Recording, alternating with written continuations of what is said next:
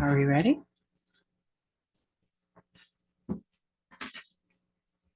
Okay. Good afternoon, everyone. I'm calling to order the September 18th, 2024 regular meeting of the Local Agency Formation Commission at 2:30 p.m. We are meeting in the San Mateo County Board of Supervisors chambers and on Zoom for the public. At this point, the clerk will explain how both written and spoken public comments can be made by attendees at this meeting. Thank you, Madam Chair. For members of the public, the instructions on how to participate in today's meeting may be found on the published agenda. These instructions provide information on how to submit written comments and how to participate on Zoom. Thank you. Thank you very much. We will now proceed to item 1, the roll call. Commissioner Bixton. Present. Commissioner Draper. Here. Commissioner Mueller. Here. Commissioner Rohrbach. Here. Commissioner Chinkarelli. Present. Thank you. And we're also joined today by LAFCo staff and Executive Officer Rob Bertoli and Counsel Timothy Fox. I do not believe you called my name. Oh, I'm sorry. And Chair Martin. Or Ann. And for the record, if I may, through the chair, Commissioner Slocum is absent for this meeting. Thank you. Okay, let's go on to item number 2, oath of office for an appointed commissioner. We will now, Catherine Slater Carter, if council would administer the oath of office, please.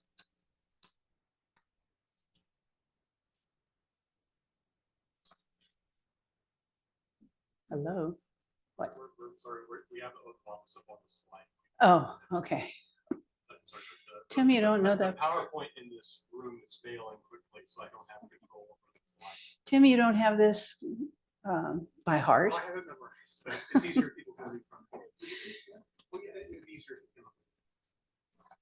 And then, do you have a preference about whether you wish to say swear or affirm? Some people will swear.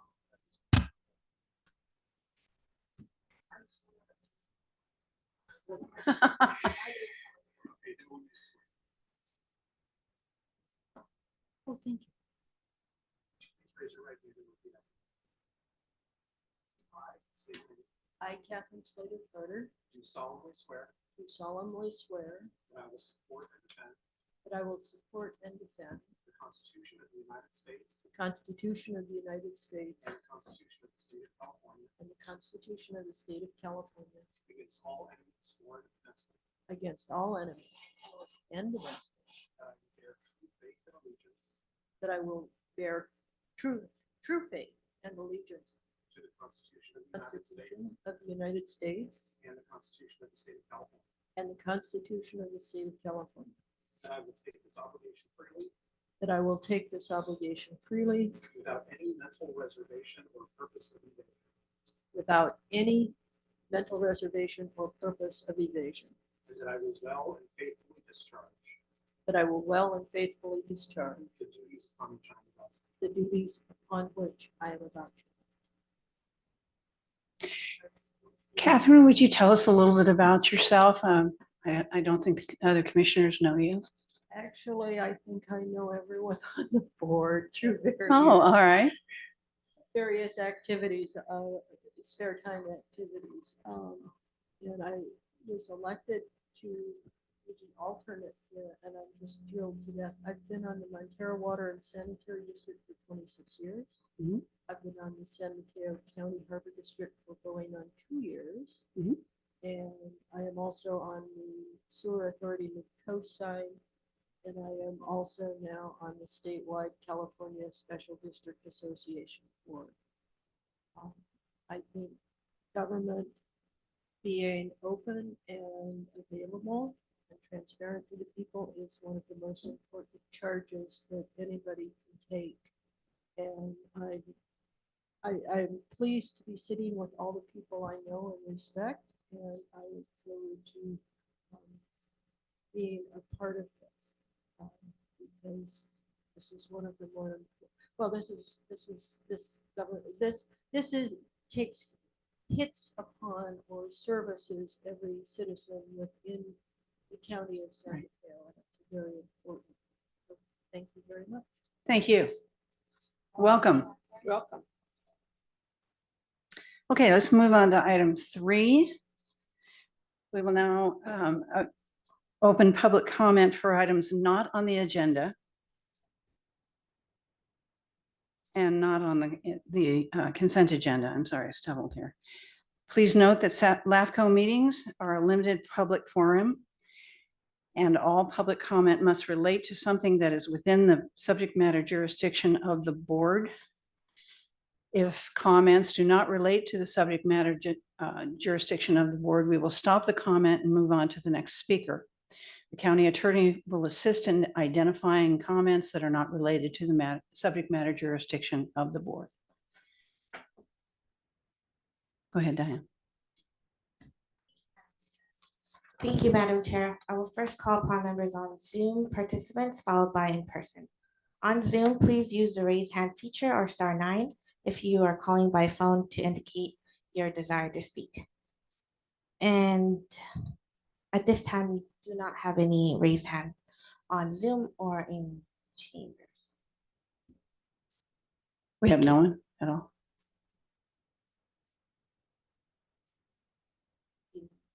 Oh, just one hand just popped up right now. Okay. Greg Ferris. Mr. Ferris, you can go ahead. Okay, can you hear me? Yes. Yes. Okay, great. My name's Greg Ferris. I'm wanted to give an update on the West Menlo Park Triangle annexation. This is about 67 homes.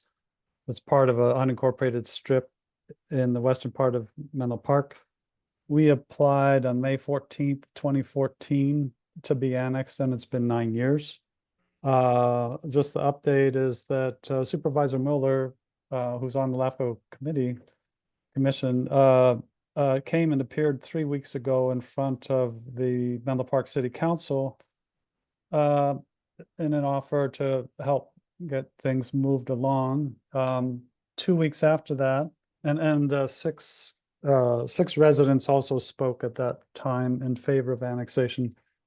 2 weeks after that, the city council put an abbreviated agenda item on annexation on their meeting. There was no staff report, but there was a discussion. On discussion, it was clear there was only one vote to move ahead with annexation. So it's essentially dead right now.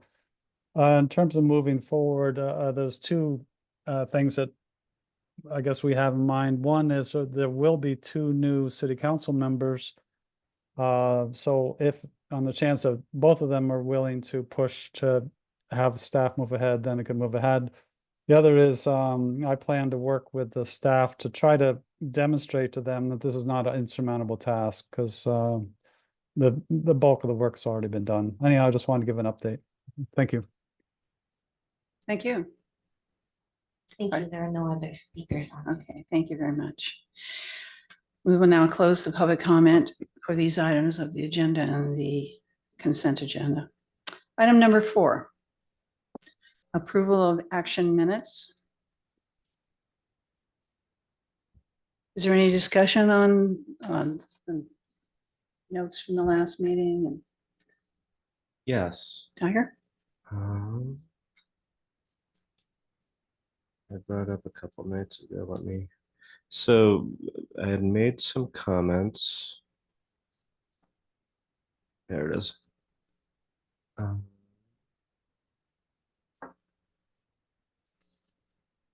So packet page 12, it says Big Stick spoke in support of LAFCo dissolution. I did not specifically speak in support of the LAFCo dissolution of Broadmoor Police Protection District. I basically echoed Commissioner Slocum's comments. Right. So I just wanted the minutes to reflect that, and we'll be happy to vote along with that minor correction. Are you, Thank you. We'll make that correction. okay, can you talk with them about it? What the wording is that you want? I'd actually emailed her in advance. Oh, thank you. And so, Okay, you're good. Yes, thank you. thank you. Virginia? Just, I talked to Rob a little bit about this, but it's really just this one part under 9B, which is when the commission was kind enough to nominate me as a candidate for the LAFCo board. It's Okay, actually for the coastal regions special district representative, because there is another position that's open, which is the county position. So I'm not going for that position. I'm going for the other one. So I just wanted to clarify, because that's what was actually voted on. okay. Thank you. So with those three changes, do we have a motion on item 4? I'll move. I'm sorry? I'll move. Okay, Virginia, second? I'll second. Thank you. Would you call the roll? Thank you. That was a motion by Commissioner Jane Crowley, seconded by Commissioner Rohrbach. Commissioner Lacey, Aye. Commissioner Draper, Yes. Commissioner Mueller, Yes. Commissioner Rohrbach, Yes. Commissioner Jane Crowley, Aye. Chair Martin. Yes. Thank you, Chair. Okay, let's move on to item number 5, presentation by the Peninsula Healthcare District. Rob? Thank you, Chair Martin. So as of part of the 23-24 LAFCo work plan, LAFCO requested that the Peninsula Healthcare District present to the commission regarding the district and provide an update on several programs the district is currently undertaking. Today's presentation is in response to a letter that was submitted by the League of Women Voters of the North and Central San Mateo County that requested an MSR actually for the district, but in discussion as in the adopted work program, a presentation by the district was ultimately the tool to give an update on some of those in response to some of those questions that the League of Women Voters had.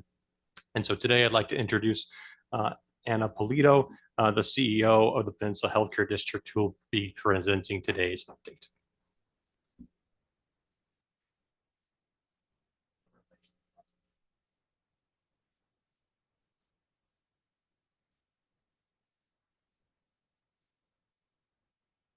Thank you. Can you hear me okay? All right, good afternoon, Chair Martin, Commissioners. Thank you for the invitation to present before you today and provide a Peninsula Healthcare District update. With me today is our district's board director and treasurer, Dennis Zell, our PWC council, Matt Gray, and our CFO, Vicky Yee. I know today's focus is primarily on the PWC, but before we dive into that report, I'd like to provide a brief overview of our district and its programs and our strategic goals. So here is a quick snapshot. Next slide, please. I wonder if I could ask you to hold the microphone just a little higher. This is a Thank little you. better. That's way better. All right, so our mission and vision is to support all residents of all ages to reach their optimal health through education, advocacy, prevention, and safeguarding access to basic health services. Our ability to our mission and vision forward is fueled by the dedicated team, next slide please, by the dedicated team of 15 members along with supportive board of directors that includes Dr. Lawrence Capel, Dr. Henry Sanchez, Dr. Rick Navarro, Dennis Zell, and Frank. Next slide please. Our district focus areas are preventive health, mental health, dental health, and integrated services. Before you is a visual representation of the alignment of our focus areas to our programs, which include a fitness center, a youth mental health drop-in center, a grant portfolio, vaccination and health screenings, health education, assisted living facility, and a dental health clinic. Next slide. Our community health investment program supports 3 key initiatives: health education, vaccinations, health screenings, along with our comprehensive grants portfolio. We've allocated $2 million in grants alone to support mental and behavioral health, preventive health, and healthy aging throughout the lifespan.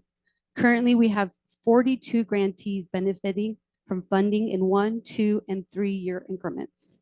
Through our community health investment, we are building a vital safety net of essential health services for our residents, some of which are highlighted in this slide, as are some of our grantees like Samaritan House, Life Moves, Second Harvest.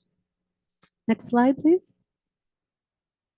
Our Health and Fitness Center is primarily designed for seniors, with the majority of our members age 60 and over. We have numerous fitness classes throughout the week, some of which include chair Zumba, yoga, balance fitness, Steady Steps, a fall prevention program we just rolled out this summer, really excited about, as well as personal training. In addition to our fitness classes, we offer health screenings such as blood pressure checks and wellness workshops focused on food and nutrition. This fall, we will introduce educational seminars covering topics in mental health and preventive health. Last spring, we launched a community-wide Blue Zone inspired fitness video series across all of our social media platforms, allowing anyone interested in the community to stay active from the comfort of their own home. So if you don't follow us on social media, please do. Slide. Alcove is our new free youth mental health drop-in center that opened its doors in January of this year. It serves youth ages 12 to 25 and offers 6 service streams that include mental health and substance youth counseling, family support and peer support, supported education and employment, and physical health, which we anticipate starting this fall. And it's also just really a safe place for youth to do their homework, hang out, meet new people, get connected to services, and participate in activities such as art night. We partner with several agencies for service provision and referral pathways, some of which include Stanford Medicine, San Mateo County Community College Districts, Job for Youth, One Life Counseling, Daly City Youth Center. Next slide, please. The Truesdale is our assisted living senior housing facility. It was built in 2018 and opened its doors in 2019, just before the pandemic. It features a total of 124 units, including studio, 1-bedroom, and 2-bedroom apartments, with an entire floor dedicated to memory care residents. Some of the amenities include restaurant-style dining, a cafe, transportation services, 24-hour on-site staffing, a wellness center with direct access to physicians and therapy sessions, and a fitness center. We currently maintain a 92% occupancy rate, which is significantly higher than anywhere else in the Bay Area, which is normally around 75 to 78%. So we're really happy about that. And then lastly is Sonrisa's Dental Health. Not everyone is aware, but Sonrisa is a subcomponent program of the district, which means our district holds the majority of their board member seats. Of their 9 board members, 3 are our elected officials, Dr. Capel, Dr. Sanchez, and Dr. Navarro. 2 are district appointed residents, giving us a total of 5 seats. The district did see it fit to designate a CEO to operate the clinic. However, we do share a CFO, and their goals are always intentionally aligned to the district as it relates to dental health. So there are 3 locations, San Mateo, Half Moon Bay, Pescadero. In the fiscal year 2023 to 24, we saw close to 5,000 patients with over 14,000 total visits. And so that's very exciting. And I know about 75% of the patients seen fall under low-income patients. Specifically has 9 operatories. There is a payer mix in order for us to have financial sustainability. And some of its key services include cleanings, restorative oral surgery, root canals, and silver diamond fluoride. In addition to the work we do at the clinic, we also heavily support community outreach, which means free child screenings at many of the elementary schools in our district, as well as senior screenings, and of course, oral health education presentations throughout the community. So that will take us to the next slide, where we will transition into sharing more information about our PWC, and I will ask our counsel, Matt Gray, to present on that.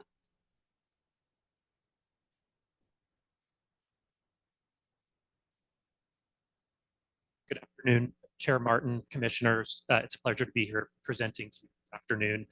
My name is Matt Gray. I'm an attorney at Perkins Coie in San Francisco. My practice focuses on navigating the complex development process here in California and assisting clients in getting large development or redevelopment projects through the entitlement process, negotiating agreements, and navigating the legal issues that are required to get projects like that approved and built in the state. I was retained by the district back in 2017 to advise it on the PWC project, and I'm delighted to be here and provide you an update on what we've been working on and the status of things today. Next slide, please.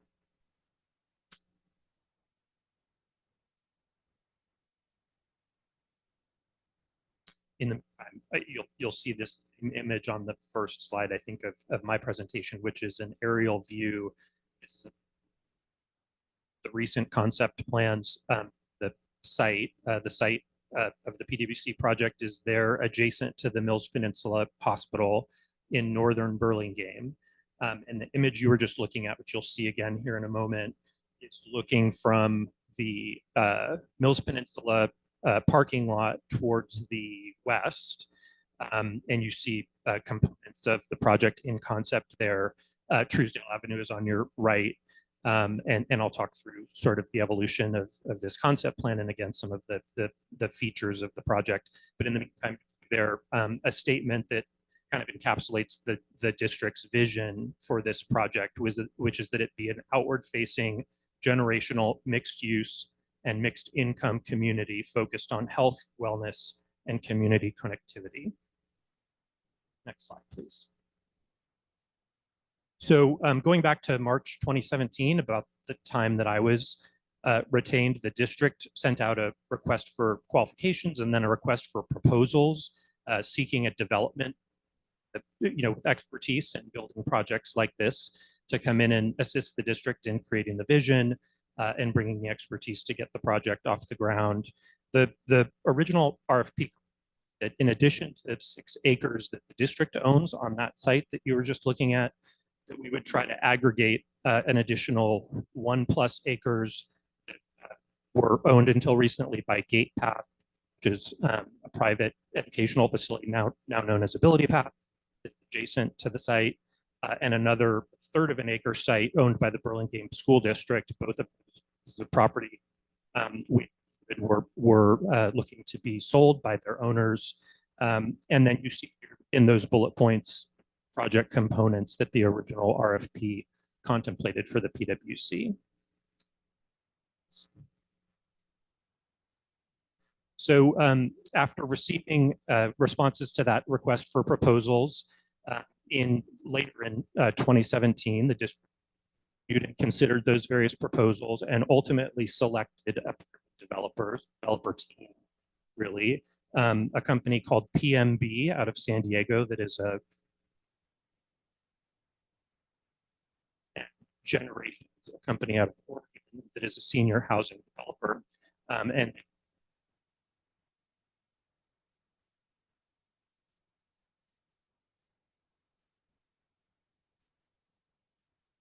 the district selected that development team of PMB and Generations. Through the latter part of 2017 and the early part of 2018, we negotiated with those developers an exclusive negotiation agreement. The stage, the negotiation of other agreements, and how the development and development of the project would occur, the conceptualization of the project, and then development would occur. So that ENA trying to acquire those other properties to potentially enlarge the site, how we would formulate a project be used with the city of Burlingame to obtain entitlements, and how we would develop a project pro forma that would educate us about future revenues and costs associated with the project, dictate a lot of the terms, the deal between the district and those developers. Next slide. So after we got that ENA, that exclusive negotiating agreement executed with the developers, we then spent 2018 and 2019 with very significant issues that became critical to the formulation of the project. The first was that land assembly question. So we made efforts to acquire property from Gate Path and from the Burlingame School District, including fairly advanced conversations with both of those groups. Ultimately, we and the developer team were not able to strike deal back at that time for the acquisition of those properties, at least not on terms that were acceptable to the economics of the project. And so the project site was redrawn that include just the 6+ acres that the district already owns. The second issue that became a significant refinement to the project and was accomplished back in 2018, 2019, there was increasing community interest in affordable housing growth. 10% of any market rate units in the project is a fair percentage for component. But in 2019, the district decided to include in the project a 100% standalone affordable housing component that would deliver 152 below market rate units, in addition to the 10% inclusionary units that would be included in the market rate component of the project, at the effect of increasing the total amount in the site to some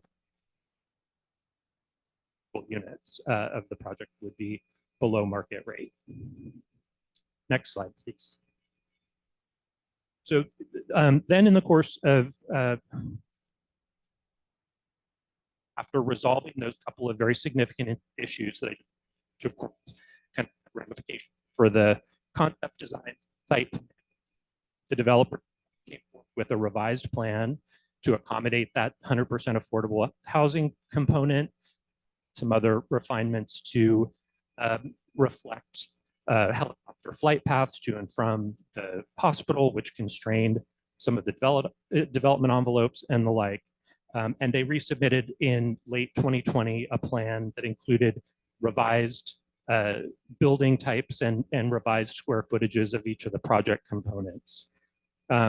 We then, of course, late 2020, close negotiation with the developer, but the pace of negotiation slowed during that period, that 1 to 2 year period during COVID, when there was greater uncertainty than we would have liked around resolving some of the financial terms of the deal and at what pace the project might be ready to come forward.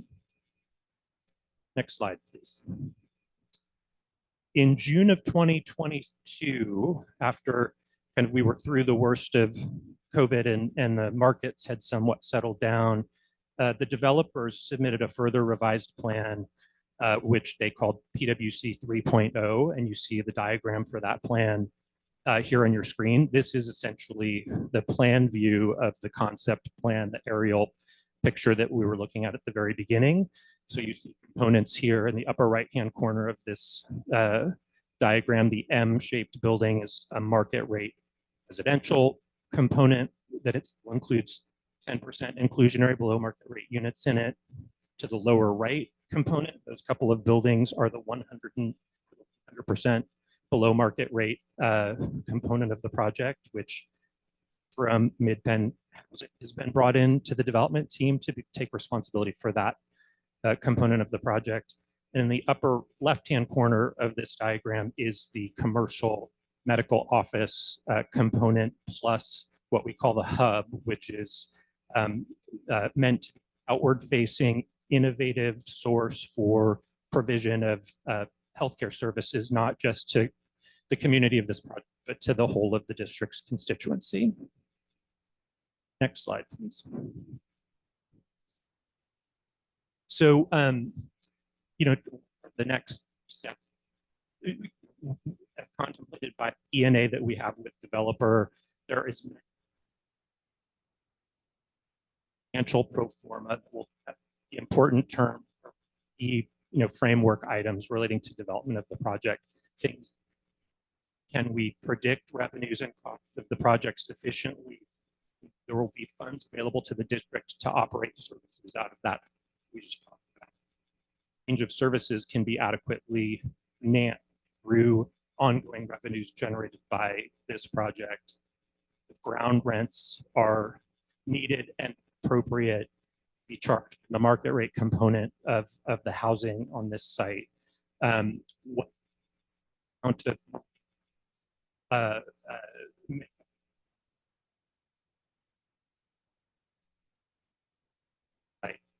all decisions that get driven by the project economics and how the developer's pro forma looks, including what assumptions it makes. Next slide. And so where are we today? Exclusive negotiating agreement is actually set to expire just next month.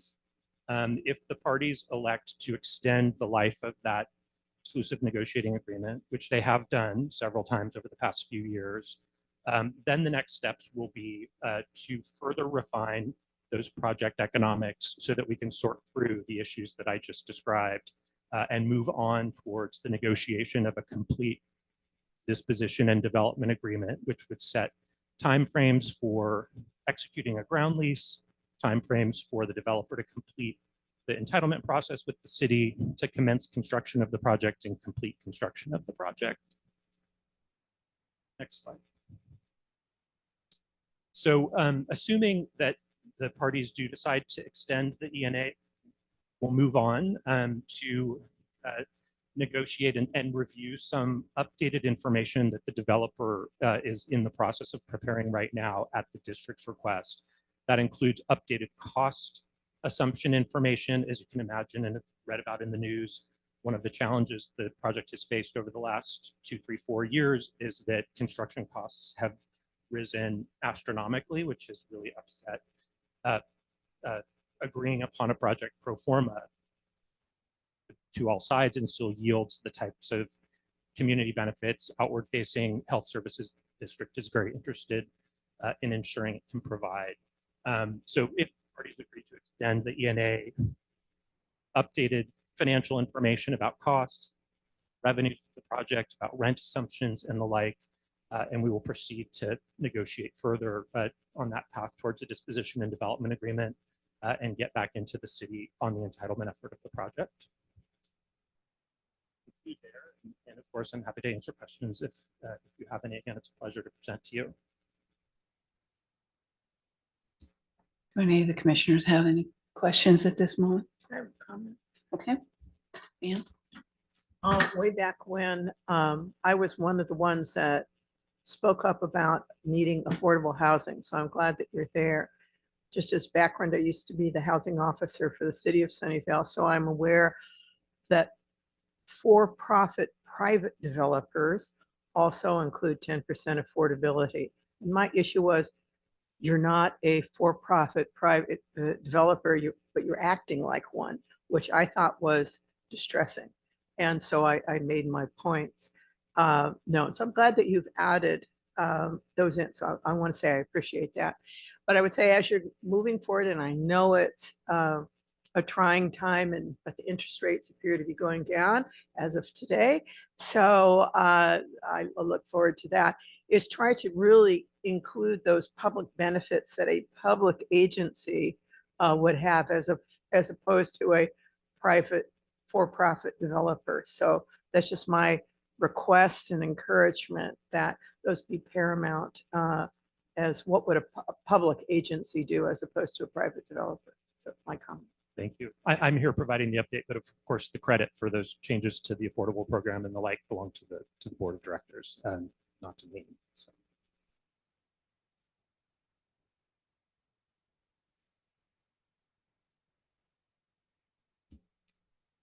Does that conclude? Oh, I go ahead. I just want to thank the healthcare district for being here. Ana Polito is doing a fantastic job.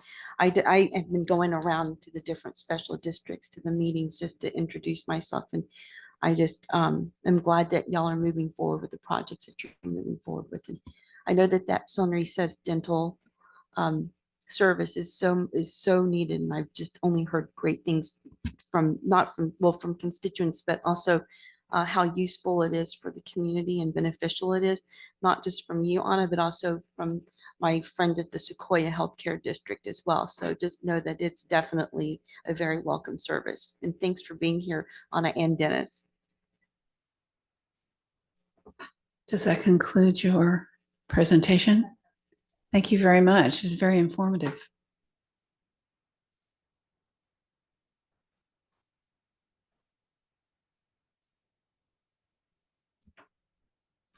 Okay. Let's move on to item number 6.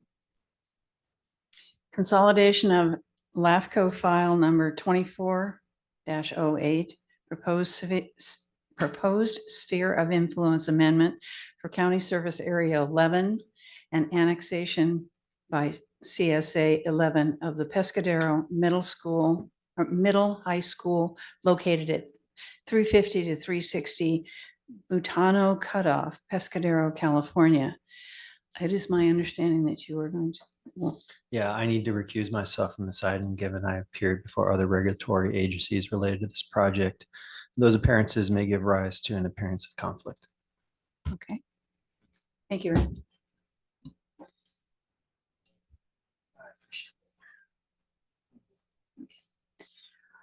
Rob? Yes, I will start my presentation when Supervisor Right. Commissioner Mueller steps out Okay. here. Stretch out. So thank you, Chair Martin. So this proposal submitted by resolution by the County of San Mateo requests annexation of County Service Area 11, CSA 11 is noted in the staff report, of the Pescadero Middle and High School site located at 350, 360 Butano Creek, Butano Cutoff, APN 087053010. The proposal also requests a sphere of influence or an SOI amendment for CSA 11 to the subject property. The proposal is to construct a new county fire station on an undeveloped portion of the middle high school site at the above mentioned parcel. As part of this project, the county is requesting the annexation of the parcel to CSA 11 to provide domestic water service to the proposed new fire station, which is Fire Station 59. A water line would be extended from the existing CSA 11 boundaries east along Pescadero Road, south along Cloverdale Road, and then east to Butano Cutoff Road. At the request of CAL FIRE, several fire hydrants will be installed along this new water line extension, but the proposed pipe alignment is not within the annexation area. It is solely of the school site, which is inclusive of the fire station. The annexation would also facilitate domestic water service from CSA 11 to the existing middle and high school buildings that are on that property. The school had historically relied on well for domestic water. However, due to elevated contaminant levels in the groundwater, the school has relied on bottled water for several years. The annexation of 350, 360 Butonic Cutoff into the CSA 11 service area would allow both the proposed fire station and the middle high school site to connect to water service from County Service Area 11. Next slide, please. A little bit of background on County Service Area 11. It was formed in 1998 to provide water service to the portions of Pescadero, particularly in the kind of urbanized core along State Road, North Street, and Pescadero Creek Road. The system consists of 3 wells. In 2018, well number 3 was completed, and that actually became the primary well in 2020. From 1992 to 2020, well number 1 was used as the primary supply well, but that now is a well for reserve. CSA 11 has approximately 101 customer connections. There are also 2 storage tanks that were constructed in the 90s, along with the creation and formation of CSA 11 on a county-owned parcel to supply water to the community. And sorry, there's a typo in when the formation date. It should be 1988 for CSA 11. Excuse me about that.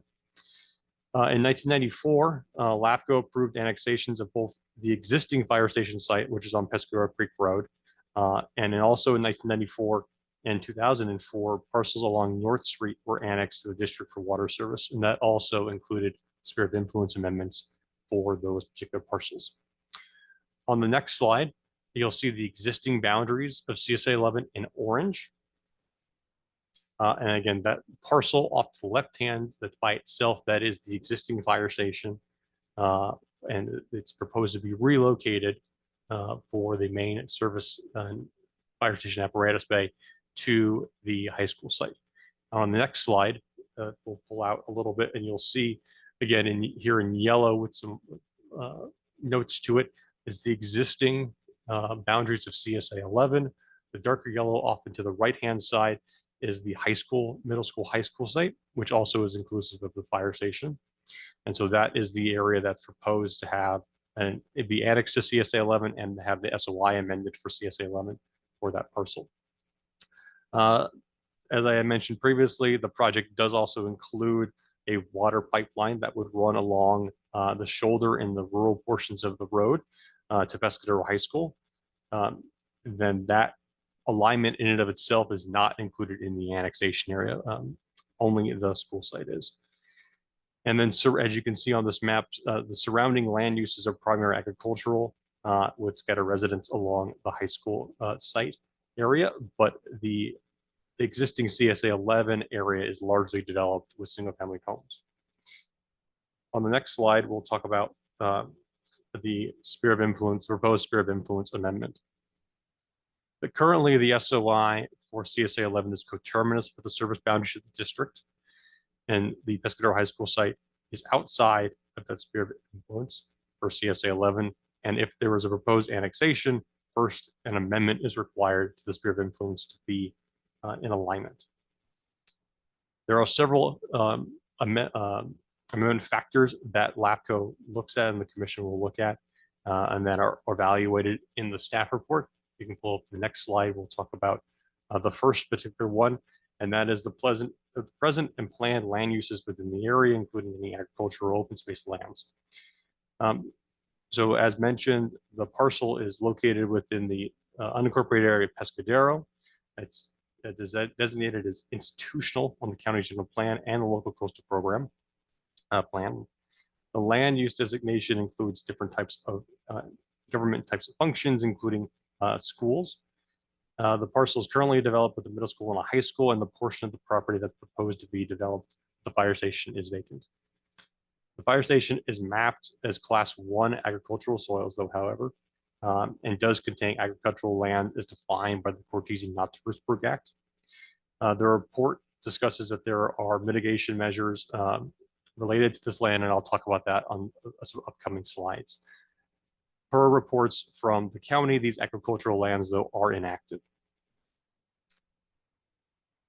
The land use designations within the existing boundaries of the CSA 11 are primary residential with some institutional and commercial uses, and the existing CSA 11 area is surrounded by but does not include agricultural lands.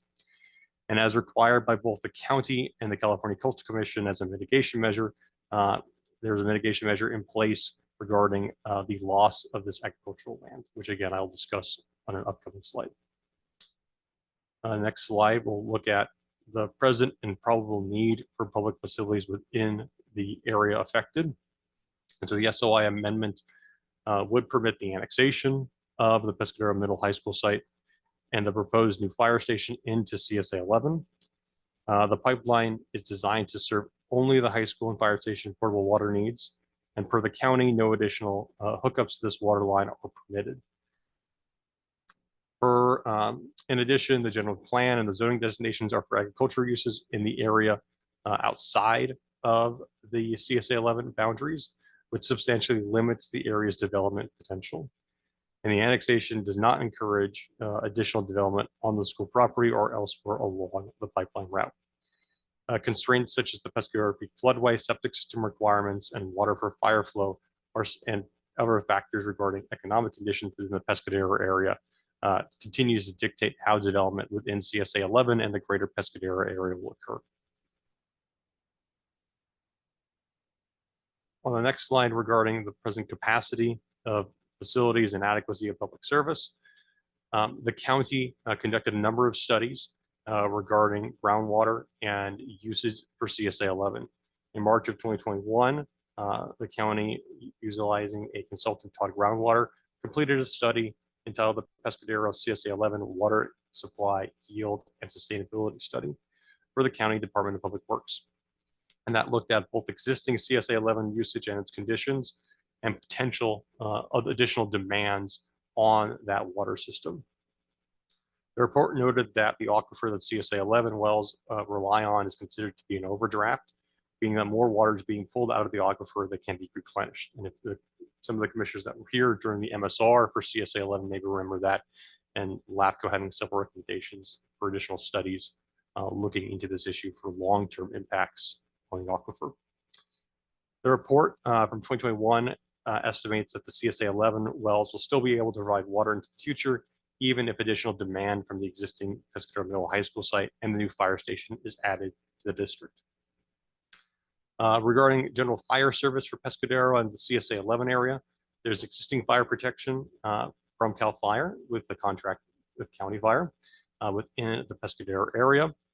There is an existing fire station on State Road, on Pescadero Creek Road. However, that location can be isolated during the community during seasonal flooding events. And the county is looking to move the station to a location adjacent to the high school that will allow for unimpeded access to the Pescadero community year-round. Area number 4 is the existence of any social or economic communities of interest within the area. And Pescadero and the surrounding area is an important farming community within the county. CSA 11 area is a community of interest that represents community eligible for and dependent upon municipal type services that are only provided really by the county. As noted within the application, students, faculty, and staff at the Pescadero Middle High School site have relied on bottled water for several years, and the annexation to CSA 11 will then have a new source of drinking water for that site. For item 5, the last one of the last SOI amendment factors here to consider is the present probable need for water, wastewater, and other types of services to disadvantage unincorporated communities. The annexation of the school site will allow the middle and high school site to have a source of drinking water that meets the needs and demands of the student and staff, and also along with health requirements. As mentioned previously, students and staff have to rely on bottled water due to the elevation contaminant levels in the drinking water supplied by an on-site well. The SOI amendment is technically considered an uninhabited amendment and annexation because there's no permanent residence at the school site. But as mentioned, there are a number of people that do utilize water from that site on a day-to-day basis when school is open, and certainly when the fire station would be in operation. Pescadero and the surrounding area is an important farming community in the county, and that it's likely that farm level workers are living within the area of CSA 11 or have residents that may work at or attend the high school site as well, in the middle school, and that area has a particular lower income medium than other areas within the county. That's evidenced by the number of affordable housing and farm level housing programs that are supported by the county in the agricultural lands in the coastline. CSA 11 itself, though, has limited ability to serve the rural community due to limited water supply for additional demand. And the county's local coastal program also limits County Service Area 11 from serving areas outside of the Pescadero Rural Service Center, which is the boundaries of the district as they are constructed now. In addition, the population around Pescadero is widely dispersed, which can lead to challenges regarding costs and expansion of infrastructure. The county also has policies in place that limit the expansion of urban utilities such as water or sewer into rural areas of the county. In conjunction with the annexation, there are several factors that were analyzed in the staff report regarding the annexation. I just want to highlight a few of them. They are some of them are similar to those SOI determinations, so I won't go in depth on all of them, but I do want to highlight a few of them in the report. Regarding population and growth, as mentioned, the annexation is only inclusive of the Pescadero Middle and High School site and the proposed fire station, which is on the same property. The fire station will have 4 to 10 staff at one time, but no permanent residents would reside on the property. In addition, the area general plan and zoning designations are for institutional uses, which substantially limits the area's development potential. The annexation is not anticipated by LAFCo staff to be growth inducing. The constraints regarding Pescadero Creek floodway and septic systems, and as I had mentioned, other economic conditions and factors will continue to dictate how development in CSA 11 and Pescadero will occur. Parcels within CSA 11 are largely developed already with commercial businesses or a mix of single family and small multifamily houses with very few parcels left for new development. The effect of this proposed action would allow the county to construct a new fire station at 350, 360 Utah Cut Off. And the current fire station that's located on Pescadero Creek Road is partially within a floodplain and has resulted in annual interior flooding and service delivery problems regarding fire service to Pescadero. The seasonal flooding adjacent to the Butana Creek impacts the Pescadero Creek Road and then it restricts vehicle movement to the road, which again impacts services to the town itself. An alternative of no annexation would prohibit the extension of CSA 11 to the high school property and require that the school continue to rely on bottled water for drinking water due to the elevated levels of contaminants. Efforts to provide domestic water on site by drilling additional wells on the property have been unsuccessful, both by the school and then by the county in exploring the fire station location. It is unlikely that the new fire station could be constructed without the annexation of the property to County Service Area 11.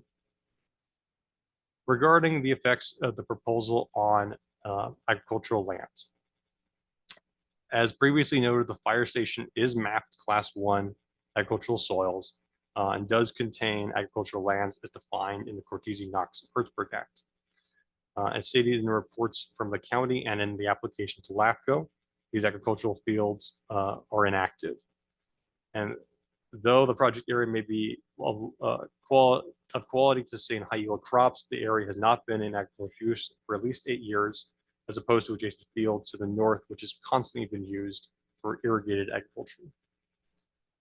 Both the county and the California Coastal Commission, as part of this project, required a mitigation measure that be incorporated into the project to address this loss of agricultural land. And the mitigation measure required that prior to the issuance of the building permit for the construction of the fire station, the county shall submit evidence to the California Coastal Commission for review and approval indicating that agricultural easements burdening an off-site agricultural property have been granted in perpetuity to the county or the qualifying entity. So what that then means is that the easement, the county and right now the Peninsula Open Space Trust are working to transfer 4 farms consisting of prime agricultural soils for the fire station to comply with this mitigation measure, and that they would be put, that they would have an agricultural easement placed on that property. So they would be, that would be kept in agricultural use and would not be able to be converted. The county and Post are currently working together on this condition. The county is proposing to provide Post with funds for when these these easements or properties are purchased. So that is an ongoing mitigation action that, because the building permit has not yet been issued, the county is still working with and is in compliance with the California Coastal Commission. As talked about earlier in the presentation, a groundwater study was prepared for CSA 11. There was a previous one in 2009 and then an updated one in 2021. The supply for CSA 11 is an overdraft on an annualized basis, but in general is adequate for about 90 years. A follow-up study conducted by the county looked at audited existing water connections, assessed long-term water supply yield, sustainability and water quality impacts if with the proposed connections to the high school and the new fire station. That was the 2021 report. And the study estimates that the system has sufficient capacity to supply existing demand, plus this new demand from those 2 functions for at least the next 30 to 40 years. If the aquifer does not recharge at its current rate or this additional demand is added to CSA 11, the existing well's lifespan will be negatively impacted. However, there are several mitigations that the county is looking at. One is the required monitoring of water levels, particularly of monitors wells 1 and 3. 1 is the backup well and 3 is the primary supply well. So if there are drawdowns and changes that need to occur to those wells, they can be made in short order. And the second is that CSA 11 shall evaluate general groundwater level trends. And this was a similar condition or recommendation that LAFCo had in its MSR to looking at the aquifer's future and kind of planning for potential alternative water supplies.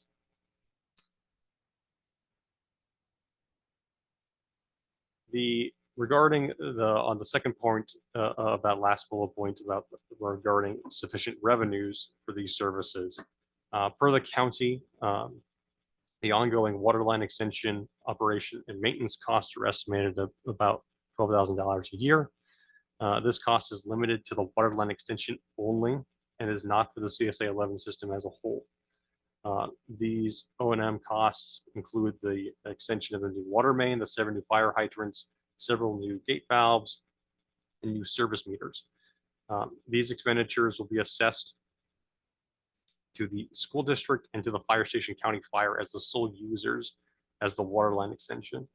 These charges will be assigned as a separate service charge in addition to both the user tiered water rates that those two sites will be utilizing. And those O&M costs can be increased over time as needed. The service charges would fund the ongoing operations and maintenance, and these O&M costs would not be paid by existing ratepayers of within CSA 11. Touching on 3 more factors for review on the next slide. Regarding consistency with the county general plan or other land use plans, the county submitted amendments to the approved local coastal program to the California Coastal Commission. These changes included a text amendment to allow the extension of municipal water to the new fire station site and to the public schools within the rural service center of Pescadero. Now, a change in the land use map for middle high school was also proposed for that project. And then on February 9th, 2024, the California Coastal Commission certified that map and text amendments to facilitate this project. The proposal conforms with LAFCo and county general plan policies encouraging annexations when urban level services are required, such as municipal water. While the annexation of the parcel would not be adjacent to existing CSA 11 boundaries, CSAs are permitted to have non-contiguous boundaries, which CSA 11 currently does. As the annexation of lands outside of the Pescadero Middle High School site property would be in conflict with the county's regulations regarding extensions of municipal level services to rural areas, only the school site is proposed for annexation.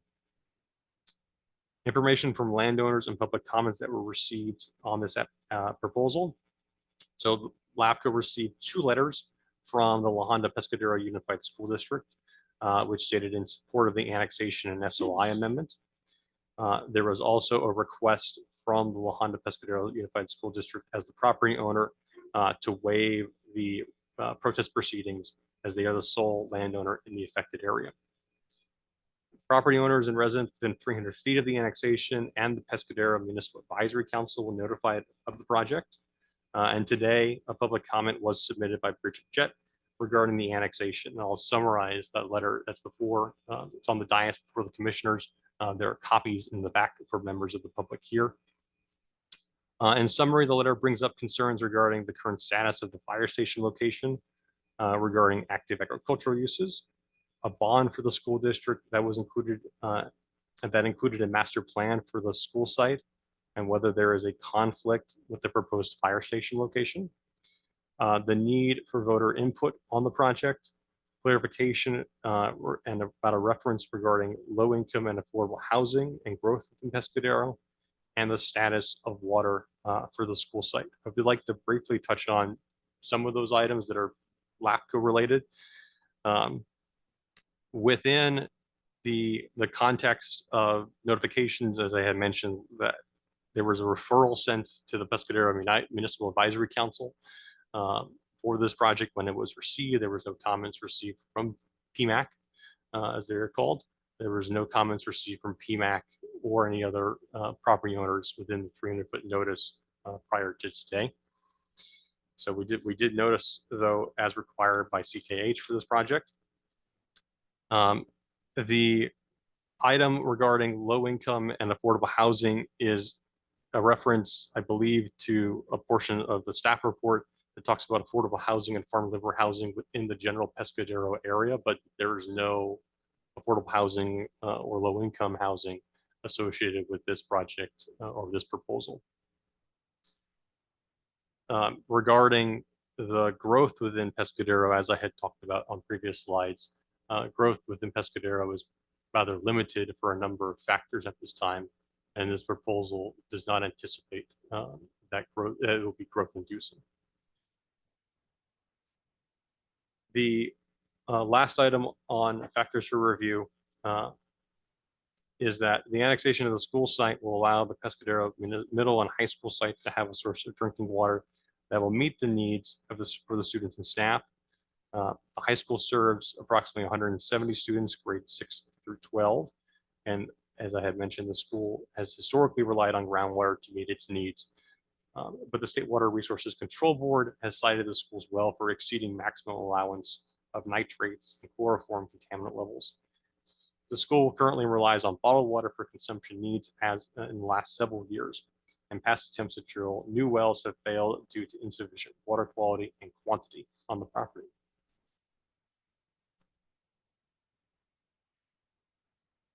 Regarding the California Environmental Quality Act, on November 15th, 2022, as part of the application to LAFCo, the San Mateo County Board of Supervisors certified by motion a mitigated negative declaration MMD for CSA 11 Water Service Extension and Pescadero Fire Station. Included within that project scope was the Sphere of Influence amendments and annexation of CSA 11 of the Pescadero Middle High School site and the new fire station property, subject to proposal to approval by the San Mateo LAFCo Formation Commission. The MMD found that there'd be several potential impacts to the environment. However, the CEQA document proposes mitigation measures for these particular impacts. With mitigation measures in place, each impact would be considered to be sufficiently addressed. And the CEQA document, as part of this attachment, is attachment D, and that's pages 87 through 316 in the agenda packet. Because there are several attachments to that attachment D of technical appendixes. Yes, so the CEQA document that's for this project is attachment D to the staff report. It's pages 87 through 316 in the LAFCo agenda packet. D like David.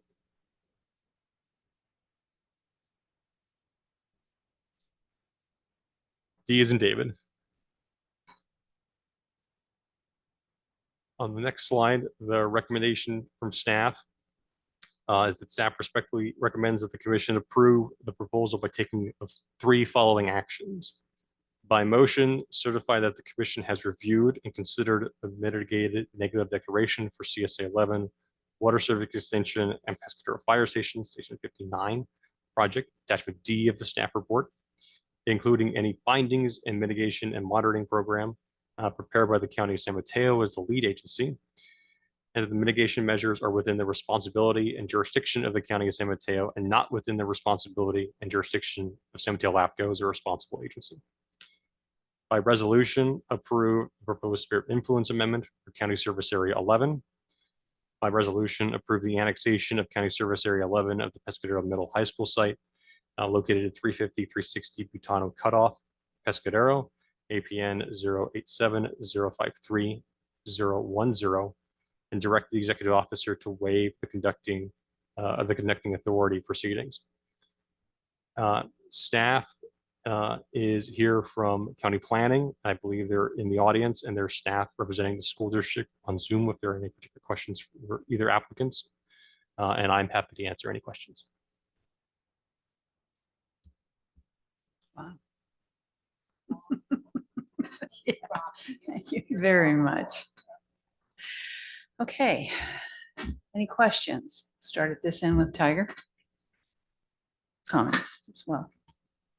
Thank you, Madam Chair. I think I'll reserve comments for after public comment, if that's all right, but I Okay. do want to do questions. And frankly, my comments at the end will be describing how I've been following this, and I'm kind of excited to be able to vote on it today. But it's well taken that there were public concerns.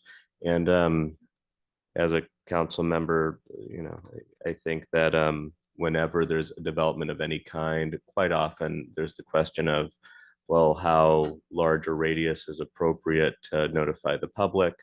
And generally speaking, the answer to that is a matter of law. In this case, the Cortese-Knox-Hertzberg Act, which dictates how we go about our business. But for those who may not be aficionados of the CKH, as we affectionately refer to it, if you could perhaps go into that for just a moment. Why is it 300 feet? 300 feet is the general standard that LAFCo has used. It talks about adjacent neighbors. So we try to have more than just adjacency. So we have an additional 300-foot radius that goes out and may have parcels that are not necessarily adjacent. We notify both landowners and residents. So if you're a tenant, let's say, and you're renting a piece of property, you're also receiving that notice regarding this project. The county has done a number of outreach events regarding this project, as county staff can attest to. This is a project that's probably close to 10 years going on in discussions in some which way, both at PMAC, at both the board of supervisors, and other outreach events that the county has had. So that is our typical standard notification for 300 feet to be inclusive as possible. But also, again, the affected area is really just the parcel. And so we don't notify the whole agency. We don't notify and all people within the agency boundaries, because that can become quite complex. I certainly took this letter to be indicative of a larger concern for the entirety of the community. But what I hear you saying is that the county has, as far as we are concerned, done considerable diligence in trying to suss out community feedback. And in terms of our part of the process, we've done our legal diligence. That is correct. Okay. How prepared might you be to discuss the county's housing element? And specifically because I would like to be able to address a specific question to the affordable housing concern, but if we do not have specific awareness of the county's current housing element, I'm not sure how far I can go with that question. In relating to the Pescadero area? Yeah, and what the arena looks like, and specifically whether or not I'm dealing with Pacifica's housing element, which I know we're still in the process of updating because I could go off on HCD all day. But I don't know what the status of the county's updated housing element looks like and where they've identified sites to address the affordable housing component of the regional housing need allocation, or RHNA, which is a number that the state gives us to have to accommodate and then identify specific sites to accommodate it by. And so ultimately the question is, if you have knowledge of the county's housing element, is this site identified as a place where affordable housing could be placed? In my limited knowledge about the housing element, I do not believe the county has identified this as an affordable housing site. And again, the reference that I took from the public comment when I searched, she's referring to the LAFCo staff report, is kind of giving that comment about affordable housing is giving context to development within the Pescadero community, not necessarily of future plans for this project. So LAFCo is not aware of at this time that being identified for any affordable housing. I don't know if there's either ongoing discussions at the county level about or in the Pescadero community area about future uses for that site. But as far as I am aware, that has not been designated as that. And again, the kind of the context for that comment is really giving a description of development in and around the Pescadero community. And generally speaking, there are planning documents that speak specifically to the intention of development in these areas. So that's why I ask. And generally speaking, when looking at an MSR or an SOI, you do go into the housing elements of whatever the jurisdiction is. Correct. So when we looked at CSA 11, the county had was in the process of working on its most recent housing element. But a lot of those factors that were described in this staff report and in the MSR for County Service Area 11 about some of the challenges of development are in play regarding limitations potentially of housing. Now, one of the recommendations that the MSR had to the county was a specific land use plan or some kind of plan looking at in-depth potential development within CSA 11 in the Pescadero area. I believe that the county that is one of the county planning's charges as of now. I don't know the status of that report, but that is something they are working on. So there might be in the future a more in-depth look at the potential land uses within the Pescadero community. That project, though, is not has not been completed at this time. Like I said, I don't know the current status of that, but that is something that they would be looking at for any future uses within CSA 11, given the challenges that for development within the area, and then also looking at the limited amount of water within CSA 11 and knowing that the aquifer is an overdraft. There's mention of these measures I and R. I don't know if that pertains to our decision making. Do you have a sense of whether or not this decision has effect over these measures, or if these measures are going to be somehow stymied? For the purposes of LAFCo, kind of within the scope of the proposal before the commission, we are looking at the annexation of a parcel and the receiving of water for uses that are on that parcel. The specific the potential conflicts or the specific uses that may be on that parcel are somewhat out of the purview of LAFCo, because then we get into questions of land use developments, which the commission is prohibited from really delving into or making conditions upon. And so the comments that are provided within that letter are probably best answered by the school district or through the actions that the county and the school district, when they have looked at other entitlements that they have issued or other land use agreements or the lease agreements that they may be entering into. So that's something that those factors would apply to those entities when they're reviewing and doing their due diligence for, like I said, either entitlements or other kind of lease agreements that are happening. But for the purview of LAFCo at today's meeting and this proposal, those are somewhat outside of the questions that we're facing today. And my final question is, you mentioned the suggestion that further investigation be done in terms of water supply in the future. If you could elaborate just a tad, that may be helpful and pertinent. Thank you. Certainly. So again, the county Department of Public Works, as the operator of County Service Area 11, conducted 2 studies, one in 2019, one in 2021, regarding the aquifer and its viability, looking at additional uses that are added to the system. In its 2021 report, it looked at adding the fire station and the school site and its potential impacts on water levels. Again, it has a 30 to 40-year lifespan with those additional uses that are being added to it, and before impacts to the well. And then the well could be lowered if need be, and there could be a longer life. But as the suggestion from the commission towards DPW for Public Works and to the county is to look at a more holistic kind of viewpoint on what is the life of that aquifer, particularly if there's other demands on it within the existing boundaries of CSA 11 for future development, or if there's looking at expansion of those CSA 11 boundaries. So I believe part of the action, again, when the county is looking at its future land uses within the CSA 11 Pescadero area, that would be key for DPW to take a look at whether or not there is sufficient water to supply those demands. And certainly when that report comes forward in some kind of draft version, LAFCo staff will be making those comments and hoping that there will be sufficient reporting and analysis of that particular issue. Thank you very much. Thank you, Madam Chair.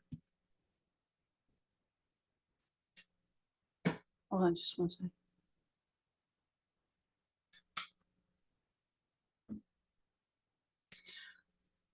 Commissioner Ann Draper. Thank you.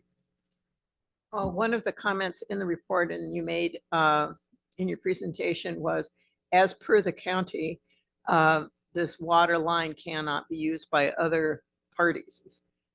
May have said it wrong, but could you really further that, what is it as per the county that would not allow other users than the present or currently proposed use the water distribution system that would be allowed by this line? Certainly. So there are several factors that restrict urban level services, which again, one of those would be municipal water for being extended into the rural area. So if we could actually maybe pull back up one of the maps would be helpful on the PowerPoint slide. And then I can kind of talk through some of those areas here. So if we could go back to slide slide 11. When we go to the next one, that one. So the existing area of CSA 11 is considered by the county to be a rural service center. And within the rural service center, which is basically what I'll call downtown Pescadero and the existing fire station site, there are allowances for municipal water to be provided within those boundaries. Everything outside those boundaries is considered rural by the county.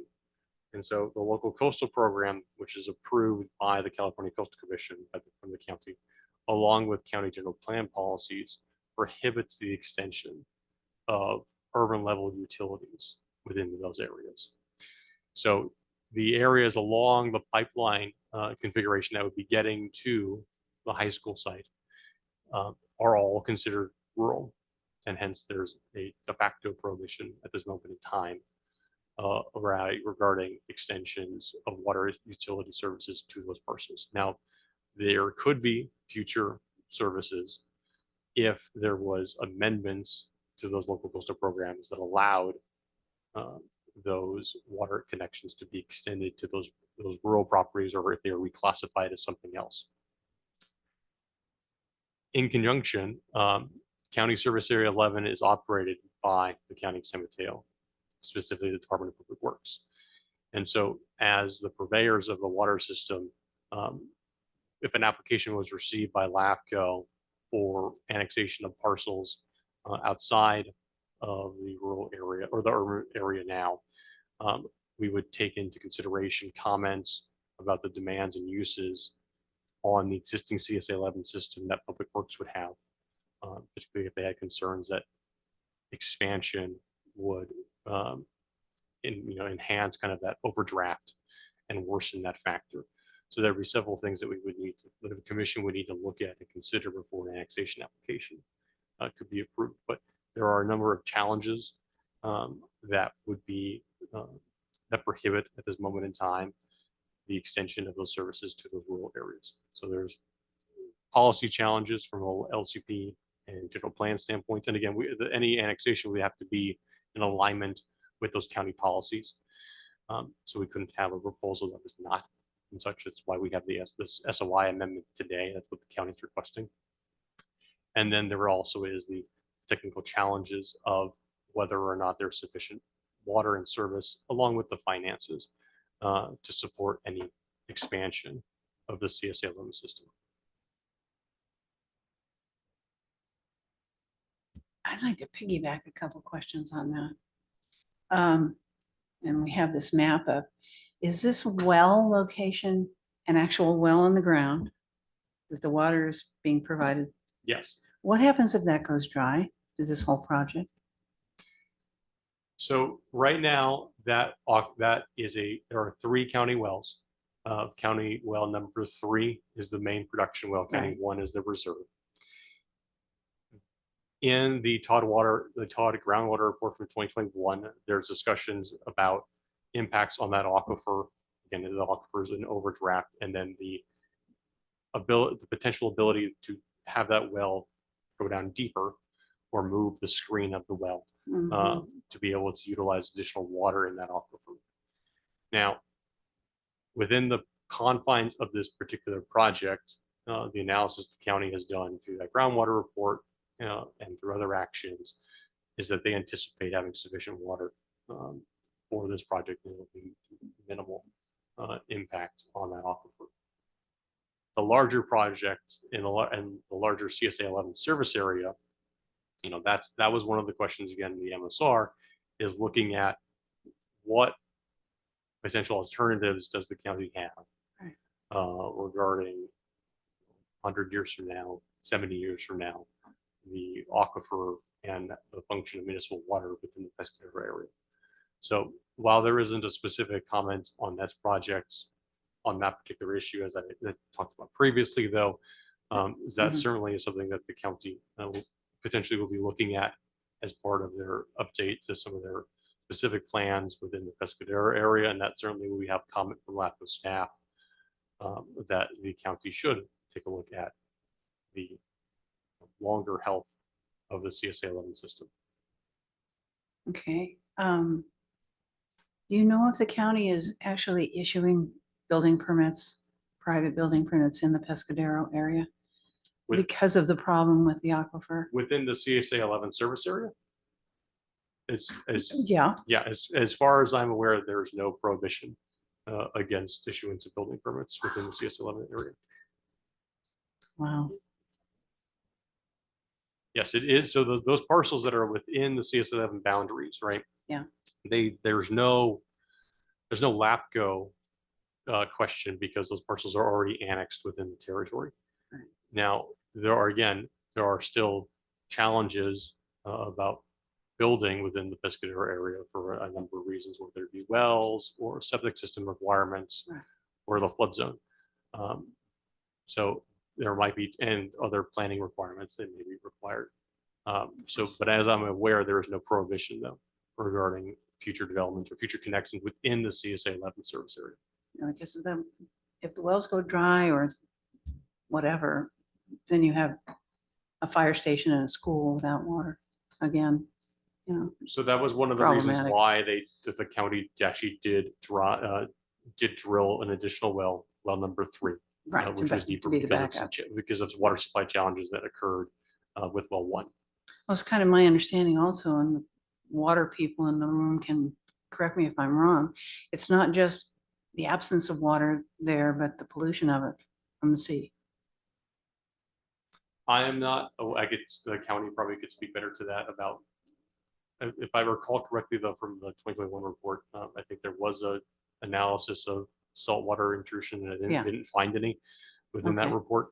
Because they find that the aquifer was separate from any aquifers around or from any waters that were coming in from the ocean.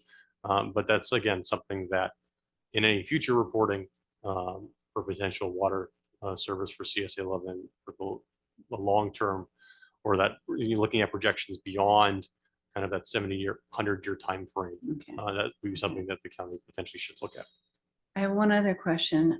How did the county determine that the land, the agricultural land hadn't been used for 7 years? In your report, you said that they told you it had been 7 years. And in this letter that we received from Ms. Jett, it said that it's being used. For that one, I would defer to county planning staff because they've had familiarity with that question and with the site more than I do. Okay. So there are staff here today that can speak to that question directly. Okay. I don't know if you would like to have them now or at the conclusion of questions for LAFCo staff. Okay. If they're here. If they're here. Yeah.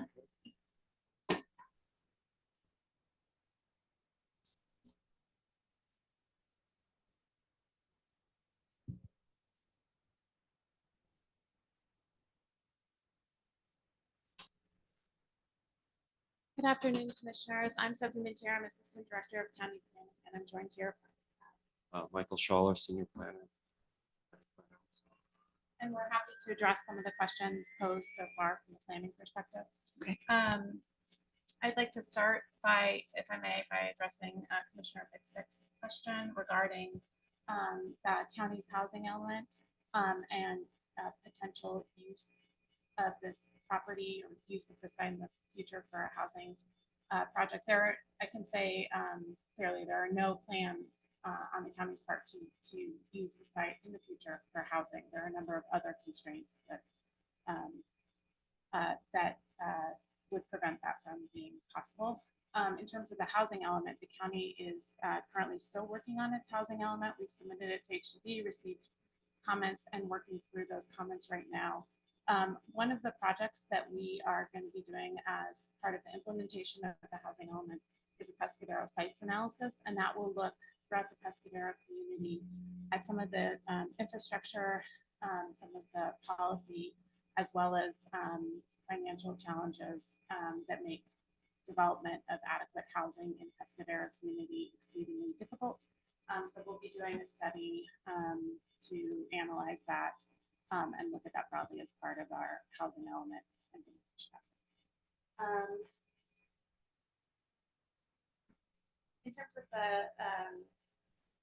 the question on the building permits, Mr. Bartoli is correct. There is no prohibition for issuance of building permits in the Pescadero area. However, only properties that are located within the CSA 11 boundaries would actually be able to connect to CSA 11 water service if they're not already connected. In terms of the question on the current use of the property for farming, I will hand that over to Michael Shaw. Actually, if I could, can you put up the that last slide again? And that showed the overall. So Okay, the area that is one reason why development in Pescadero is extremely limited. Most of Pescadero lies within a mapped floodway area, which is the worst classification that FEMA has. And while it doesn't strictly prohibit development, the threshold that you have to get over in order to be have a FEMA certified development is so high that it's very difficult. In my 26 years here, I've seen it only happen maybe once in the entire town of Pescadero. So while there's no official prohibition against development, the constraints are so severe that it really prohibits or really restricts the ability to develop land there. Getting to the question about the active agricultural use on land, I think there might be some misinterpretation on the part of this the person who wrote the note about agriculture. Yes, there is agriculture occurring on the site. If we can we zoom in, or we have a slide that shows the school site specifically. We unfortunately do not have one of Okay. the school sites. Maybe if you go to, I can. Oh, there we go. I could. So the school property itself is large, and there is there is an active agricultural field right here, from starting at about, you can see this little area right here, that's the parking lot for the school. You can draw a line directly west from there to where it intersects the property line along Cloverdale Road. Everything to the north of that line, is an active agricultural field. I believe it's lavender they grow there. At least it has been in the past. And as far as I know, that in my time here, that's been active. The portion where the fire station is proposed is to the south of that line. So basically between the parking lot, this existing parking lot, and Butte Oak Cutoff. That has been used for hay production in the past. But it has, I have not, I mean, I go out there a lot for different various reasons. And if you look through Google Maps, it hasn't been actively used for anything except for hay production that I'm aware of for the last, at least last 5 years. okay. That's not to say that it is still, of course, class 1 soil. And as always, as with any class 1 soil, it has the potential to be farmed, but it hasn't been over the last 5 to 6 years that I'm aware of. Okay. And again, I don't believe there's nothing in any of the proposals prohibits the continued use of the land to the north that is currently being farmed for lavender from continuing to be used for that purpose. Well, is that little parcel that's below the parking lot, is that privately owned or is it county No, owned? it's part of the school's property. Okay, The Oh, that's the kind of county private. has entered into a ground lease with the school to lease that land. Okay. But it will still be owned and fee titled by the school district. okay. Thank you.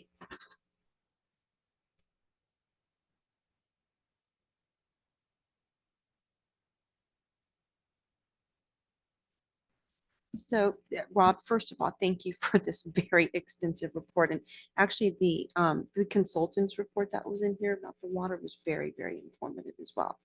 So I have talked to, well, so let me just say this. So the Harbor District is a countywide district, and this is District 5 of the Harbor District. So this is the area that I represent. So I've been somewhat familiar with some of the issues that have been going on, just because I've been hearing about it here and there, especially after the CZU lightning fire because of the water issue. And just the area just seems to have fire in the same area that CZU lightning fire happened. So anyway, I wanted to, well, Tiger brought up the bond issue. And so I've actually done a little bit of research, but I don't know how accurate it is because a lot of this was gleaned from the school district's website, which I don't think is as complete as I would like it to have been.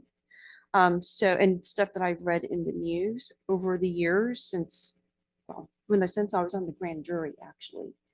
So because my grand jury in 2007, 2008 was looking at different schools, and not this issue, but the school district came up because of some financial issues and problems that they'd gone through at their superintendent level at the time. Anyway, so it sounds like, just Tiger, for your edification, just in terms of my research, it sounds like there were 3 financial measures on that have been going on put on the ballot since 2006. Well, Virginia, I do specifically have interest in terms of how it affects our I know. LAFCO. I know. Well, that's what I'm saying. Okay. Let me finish. Okay, sorry. No worries. So, but there were 2 bond measures, one in 2006 and one in 2022 for $15 million each. So $30 million total. And those bonds were specifically, from what I could glean, for the school, like capital improvement, capital projects, right? And then there was a parcel tax measure. Again, Rob, correct me if I'm wrong, because this is just, I didn't even have a chance to do that much research, but there was a parcel tax measure in 2020 that was for classroom resources and probably some other stuff too. So a lot of the financing of these voter approved funding was supposed to go to the schools, right? Or this, and at the school district. So I'm just a little concerned. So I guess what struck me was Miss Jett's letter that talked about taxpayers did not vote for a fire station. They voted for the Measure I bond plan, which originally called for significant development on the school site. So she says that this is a quote unquote significant change in the intended use of the property. So I get that it's separate. I'm really torn. I don't know. I'm just kind of airing this out a little so that you can at least hear where I'm coming from. I get that there needs to be this annexation, and I get that it's going to be for this property. But if the annexation into, I guess it's for the water, is going to be for the fire station, when the property should have been for the funding mechanism voted by the voters should have been for the school. So that's the problem I'm trying to reconcile. So say that again, please. So the funding that the voters voted for was for the school, for school purposes, but the property that is being looked at for water is for a fire station. So it's not being used for what the voters intended that property to be used for, with the school bonds and the parcel tax that were voted on by the voters in 2006, 2020, and 2022. Does that make sense? That makes That's sense. that's, so I'm trying to piece things No, together I on the fly appreciate right you now. helping us articulate what she's getting at, and Well, I don't know. I mean, this is I just what I'm appreciate you reading. calling out that clearly the money won't be used toward this. And I think what you're begging is the question of whether or not this piece of land would have been used for these matters. I don't know. Looking at it, it looks like there's a lot of land on that site. And so I would be surprised if that was specifically where there was intention. Also, what I don't know is whether or not there are plans specifically around what was to be built. Perhaps staff can help us, or the Well, county I don't think planners. the land is not the issue per se. Tiger, they voted for the school district to use these properties for school purposes. And so now this is now being used for a fire station. If I may, Yeah, Please. and I don't want to be off topic, but I'm just, that's where I'm trying to reconcile. this is the time in the agenda for questions to be posed to the Oh, okay, presenters sorry. to benefit the LAFCO's deliberations. If you have deliberations or ideas or concepts that you want to talk about, they should occur after public comment. Oh, okay. Well, that was my question though, about the three funding mechanisms. Are you familiar with that, Rob, or Tim, to the 2006 bond, the 2020 parcel tax, and the 2022 bond? Just because she referred to it in her letter, that's my. The county has a role to play with regard to the issuance of school bonds. I don't think that LAFCO in particular does, I so know. I wouldn't expect that Rob would Okay, be well, anyway. Able to answer questions about what those measures provided. But just by way of context, a school bond is a financing tool by which the voters agree to tax themselves for the construction or acquisition of property. It is not necessarily a referendum on what should occur. So just to provide that as a general context, the voters voted to tax themselves to build certain things, some of which may never have been built and might never be built. And that is pretty ordinary for this area of the law. As you're aware from your comments earlier, the school district experienced a shortfall in its bond funds starting from around 2006 that required them to vastly curtail the scope of the projects that were funded by their measures. But when I received the letter today, I did a little bit of digging to find out what it is those measures were for. And I think the district would be in a better position to address what was built with the money and what remains of that money and what their intentions are for that property. Could I just have you say once again something, if I heard you right? A bond measure is not a land use referenda. And so is that accurate? Because the letter writer is talking like a bond measure is a land use referenda, and you just said it is not. And I just didn't, which I concur with, but I just want to make sure that our legal counsel is telling us the same thing. Yes, I would agree with the proposition that a bond measure is not a referendum on a land use regulation or proposal.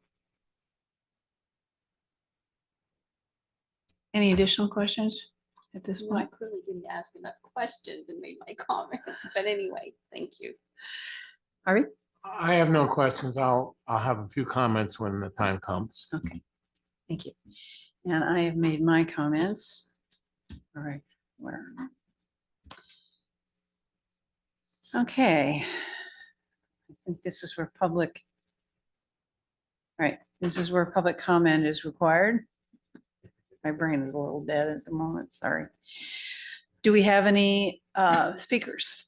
Thank you, Madam Chair. We have 3 virtual hands raised, followed by 1 speaker in chambers. I will first call upon the virtual hands, beginning with Anne Schneider. Ms. Schneider, you may begin. Actually, my apologies. My hand's been raised when the sound cut out, just to let you all know. but I do have a comment on the next agenda item. Okay, thank you. Thank you. The next speaker is Dr. Patrick Horn. Mr. Horn? Thank you. I'm Dr. Patrick Horn from the Pescadero Municipal Advisory Council. I'm speaking as a member since mid-2023 who has not received any communication about this matter for whatever reason until I received the 300-page document only a few days ago. I have questions and concerns, especially about the unsustainable overdraft of the water and critical supply problems predicted in 30 years, which requires planning now.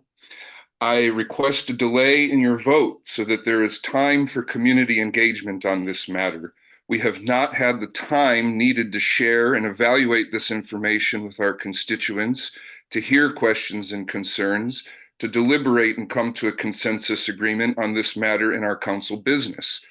We've heard complaints recently that this fire station and water project, which was basically stalled for years, is suddenly moving at a breakneck speed, and this needs to slow down.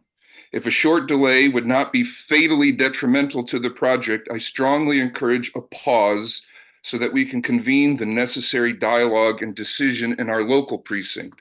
Also, FYI, there are 4 special needs housing element items for Pescadero, including the forthcoming sites analysis, which has a $100,000 budget allocation, and the current crop at the site is rosemary. Thank you.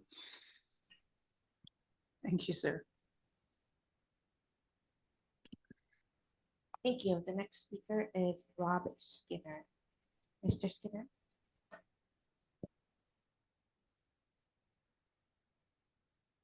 Okay, thank you very much. I'm assuming I can be heard, correct?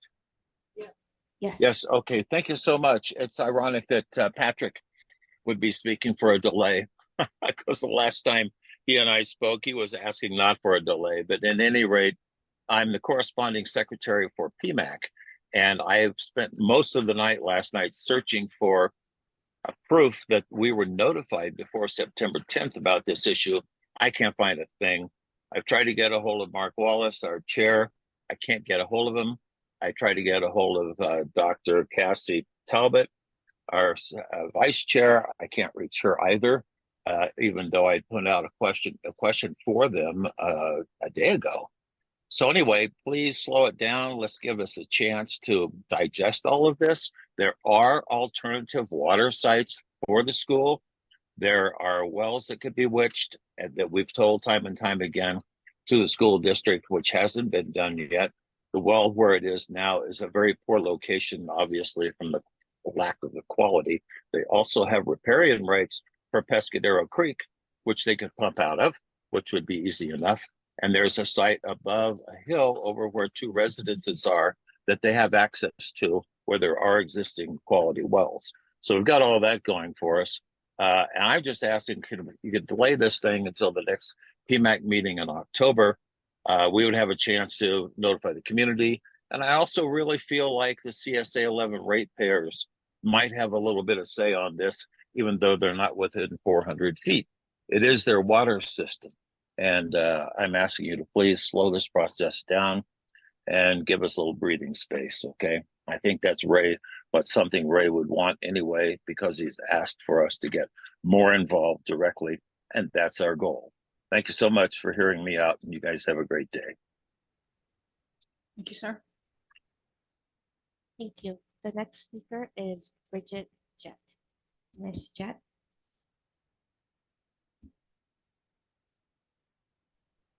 Hey, yes, can you hear me? Yes. Thank you. Thank you for your time, LAFCo board. I'm deeply disappointed that our representative Ray Mueller has recused himself from this project. It's disappointing that we don't have our representative here today to weigh in on this. It's very important. I'd like to make a couple comments. The relocation is not a relocation. I know that has nothing to do with the water at this point, but I'm going to make some points. It's a second location. They're proposing to leave the current fire station in its place and have 1 to 2 or 3 people there at all times. So that's 2. Second, the water at the water was never discussed to bring to the school until around 2013 or 14, when suddenly the fire station needed to be relocated after 65 plus years in its existing location. And now it's going to help the firehouse and the school, and then the extension came. So I think that the water is contingent based on the firehouse, which is based on later the secondary, the school. It also is just coincidental. It all happened at the same time, bad water and a firehouse and bringing water out here. Also, they need to note that there's a significant fault, that San Gregorio fault, that falls on that property. So I'm sure that safety is not, of safety, housing of firemen and school is a concern. Also notification, just to quote from Rob mentioned that he said that all occupants and or residents and owners were notified within the 300 feet, and that's not true. I am an occupant, not a landowner that lives across the street, and was not notified about this meeting. I learned it from alternative area and people that have received this. That's not fair, and that is not being transparent. The site was not posted on the site as well for this meeting. It's a public meeting. I'm disappointed that the CSA 11 was not also, those property owners were not. This is their water system that they paid into in the early 80s and still own today, which we the people, we own not only the water line and represent as a whole, all of us. We also own the school property. We the people own the school property. We should be notified. And if you're going to go above and beyond, we should notify. I also work for another agency. I'll make it clear that we always go above and beyond and not just do 300 feet when big projects like this arise. It's very important to have public, and we are in a rural area, and 300 feet is like 3 or 4 properties. That's not fair. I'd also like to say that if you do approve this today, you're acknowledging, I believe that you're acknowledging what has led up to today, whether it's bonds, what's being built, and everything else is also contingent on a knowledge that leads up to it that you're facing. As far as the land, it is rosemary and faba beans that have been grown there for decades. And so the planner is incorrect on what has been growing out there. I appreciate your time, and I'd like to also have I can't raise my hand twice, and I have someone else here that would like to speak as another public member. Thank you.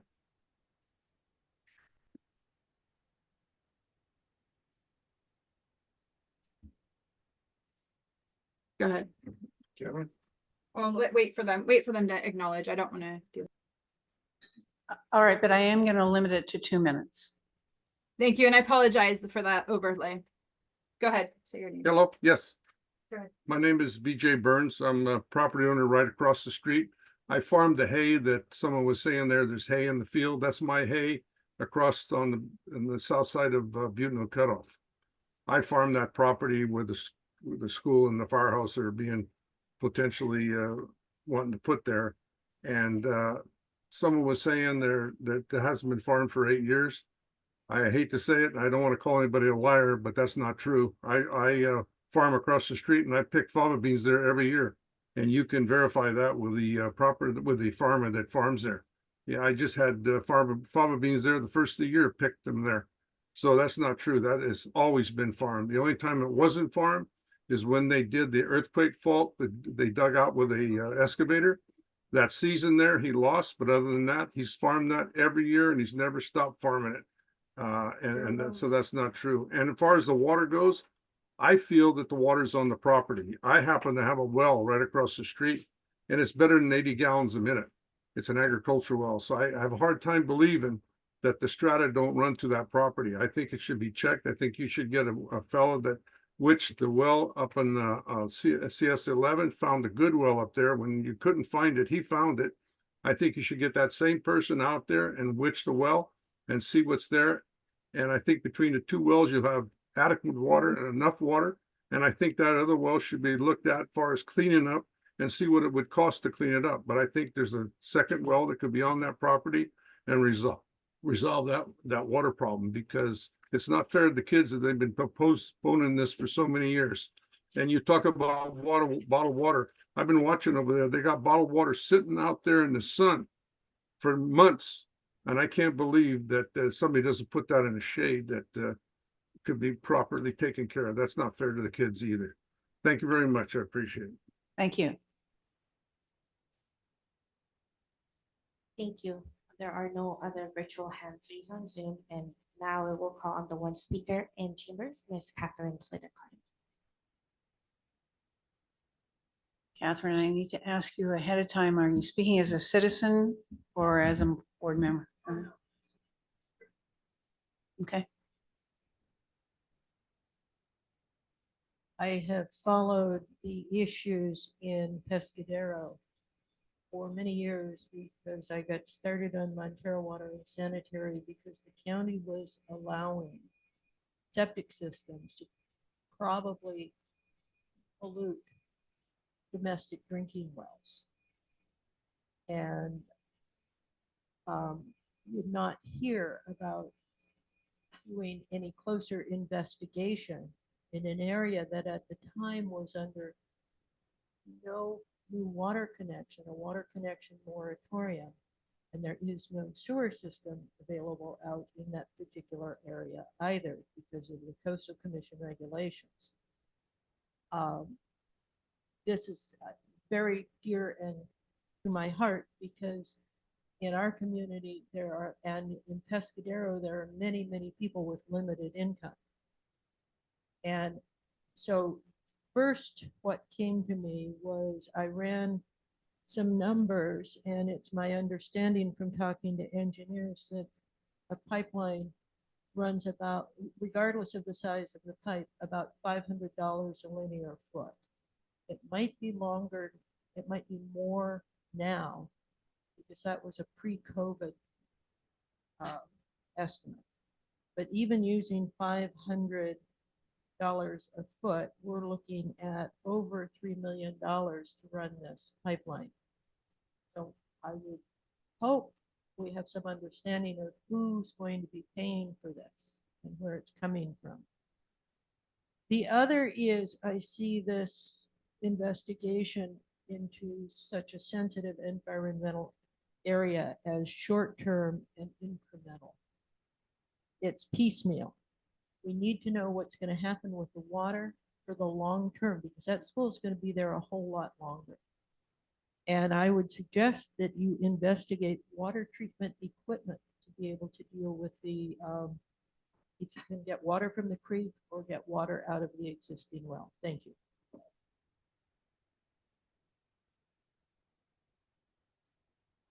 Is that all the speakers? Thank you. There are no other speakers. Okay, comments? Before getting to comments, can I ask a couple of questions to follow up on some of what I just heard? Sure. I mean, specifically, especially the last comment, this is all taking place inside the coastal zone, right? That is correct. Okay. It informs my comments. And then what was the other one? There was a speaker that spoke about farming the property. I imagine there is a technical reason LAFCO has come to the conclusion that that property hasn't been farmed in 8 years. If you could speak on that, please. Certainly. And so county planning, again, may speak more to that particular issue. In the application submitted by the county and in the mitigated negative declaration that was certified by the county board of supervisors, that is where the statement comes from regarding the use or lack of their use of that site. So LAFCO is relying upon the application information that's provided by the applicant to the county of San Mateo regarding the specific use of that area around the proposed fire station. So if I understand correctly, the county presumably applies for this use. I know they've had to go through the Coastal Commission to get them to sign off. So by the time it gets to us, it's been through a county planning process, it's been through Coastal Commission, and what we're doing is signing off on an annexation after it's gone through that, what I imagine would be a fairly lengthy process. That is correct. So the application that was submitted or the resolution and action that the county took was in November of 2022. And that was the approval of the environmental documents along with the application to LAFCO. There was then subsequent permit or approvals that came from the California Coastal Commission regarding the LCP amendments, that then also looked at this issue of the siting of the fire station. And then the county recently issued coastal development permits for the actual construction. And so that's again pending on LAFCo review and approval of the annexation. But you are correct in that there has been a number of other public hearings and other items that have looked specifically at the land use question or the conversion of the agricultural land at a more in-depth scale than we are seeing here today at the LAFCO Commission. Thank you. And I am not intimately acquainted with how the agricultural use goes between neighbors, so I can't speak much to that. And what I do hear clearly is that there are significant water needs in Pescadero that I would hope would be addressed sooner than later. You know, I have a general larger scale sense of what water rights look like in the state of California, but I, again, can't speak specifically to that community. Perhaps one of my colleagues can. What I do know is that I've been following some of the needs of the high school since my past colleague, Mike O'Neill, was serving on the LAFCO board, who would tell me stories about how they do not have drinking water and some of his consternation in relation to the Coastal Commission process that at times can be rather lengthy. And to answer one of the questioners, my understanding about why Supervisor Mueller is not sitting on the dais with us is because he took the extra added step to bring a water sample from the school. I believe the Coastal Commission hearing was being held in San Diego at the time and drove that sample down to that Coastal Commission meeting, for which he could be viewed as having a bias, and therefore he recused himself because of that extra added emphasis he did representing the county's position to Coastal Commission to demonstrate very viscerally the need that that school has for water. And I must say, as a member not of that community, it's very hard for me to stomach the notion that there is a school existent where they need bottled water because their drinking water supply is so contaminated. So aside from that, apparently the perceived need for a new fire station site has something to do with emergency services that they're trying to provide. If I understand the material correctly, there's flooding issues, also septic issues. And I would think that, I don't know about the septic, which is its own bag, but if there's a flooding concern, that could get in the way with emergency services. And of course, fire departments don't merely serve a fire need, but also a paramedic need. So taken as a whole, in conjunction with the Coastal Commission, that's what kind of, you know, I hear the concerns of the community, and not knowing the community, there's a part of me as a representative of my own community that would pause a proceeding or advocate for it, except that all of this is happening within the context of the coastal zone. And as a member of a community in the coastal zone myself, I appreciate how long that process can take. And what I'm hearing are needs for young students to be able to drink water and to make sure that emergency services aren't stymied. And again, I apologize to the community that might be hearing me, but these are the overriding concerns that I'm hearing within a dynamic with the Coastal Commission, which can be a daunting task because they're a California regulatory body to actually be heard, let alone make sure that the various elements of the Coastal Act are addressed to the point that they can sign off on any given project. And if you have a project in your hand that's been signed off on by the Coastal Commission, that's worth its weight in gold alone, especially in conjunction of drinking water for your young students and making sure that your emergency services are adequate.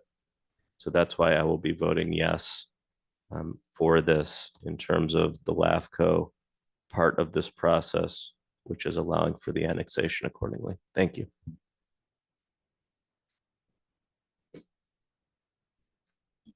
LAFCO is not a land use agency.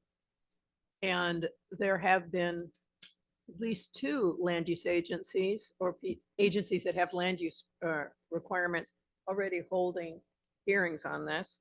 It's been going on for, golly, at least I forgot, I don't know how many years, but it may be even longer. And there have been different forums, and the issues that are brought that have been aired here, I understand those issues, but those issues really are of another body. And I don't want to go and rehash the 10 years worth of public hearings or whatever that have occurred. That's not what my interest. I think we're at the end of the line. And those considerations, weighing different options, have occurred in the past. And because they're addressed in this over, I think 300 pages worth of information that we got. And you can see that there's different options that were considered and thought about and explored. And so I too will be voting in favor of the motion, because those issues were part of what other agencies did that got before us. And when the county approved the negative declaration and all the other things, that took into account all those land use, not only land use, but infrastructure things, which the county their public works department would have done with their hat being the legislative body for those special districts. So I will be supporting the motion. I will also be supporting the annexation and sphere of influence change. One of the things that Tiger brought up, and I consider very important, has to do with the fact that the existing CAL FIRE station is subject to flooding. You may have seen some pictures in the past. That flooding is only going to get worse. And I think in an emergency, we really need to have the relocation of that station.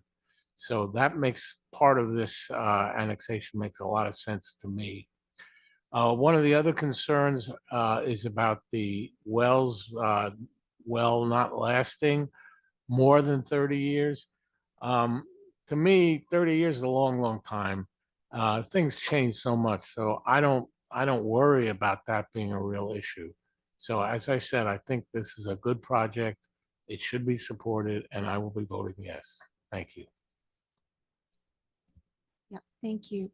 So I hear what everyone is saying, and I agree that, you know, there needs to be a fix to this water problem. I am sympathetic to the commenters though about time. I mean, is it really urgent to be done today? Can we move it out to the next board meet or our next LAFCo meeting in November?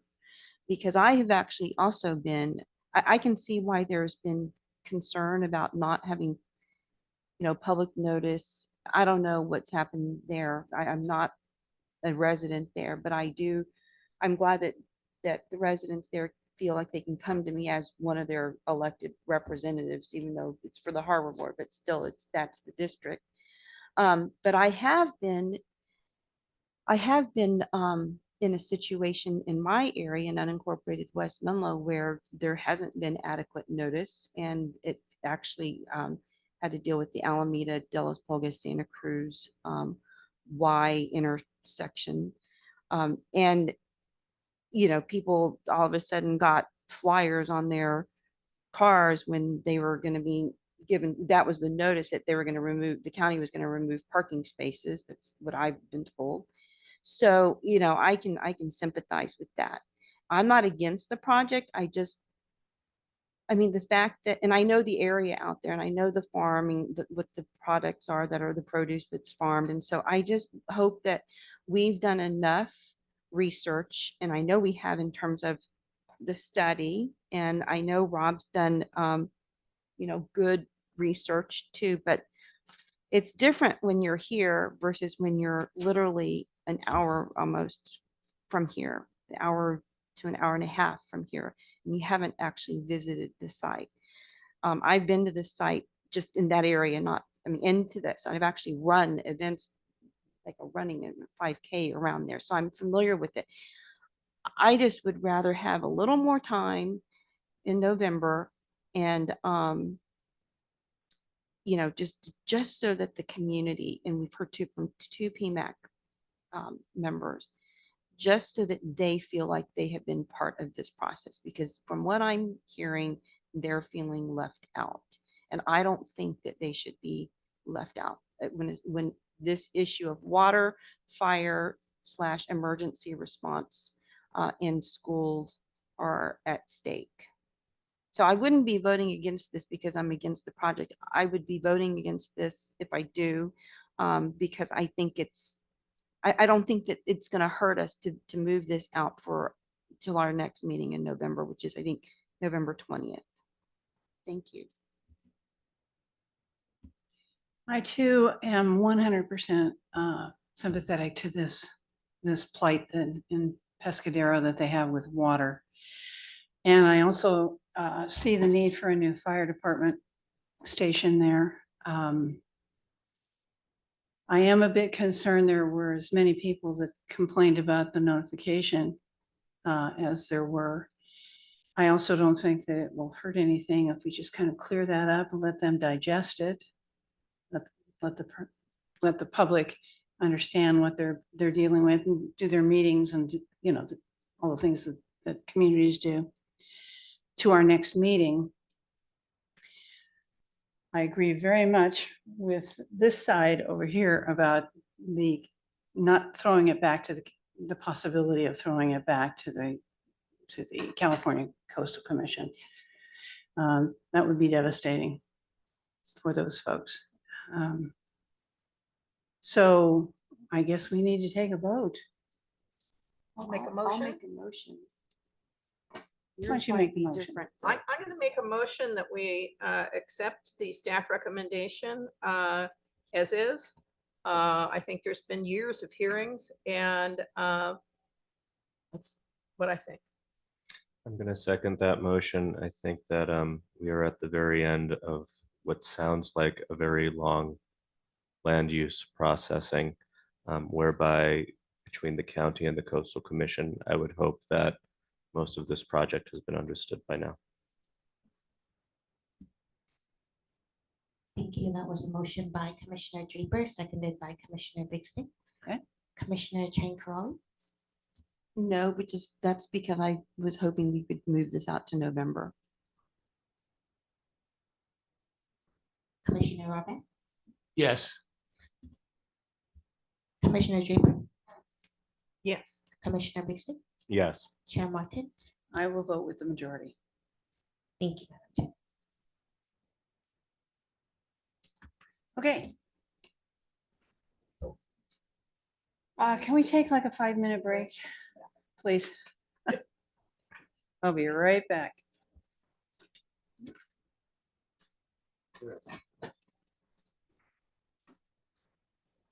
Oh.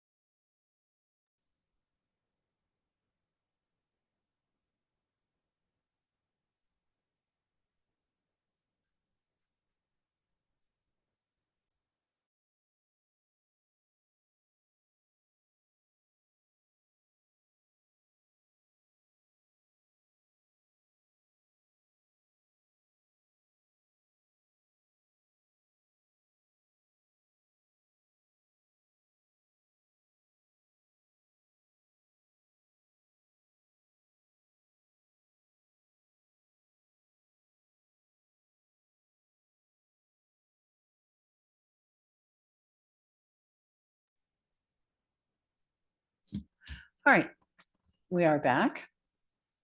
Item number 7.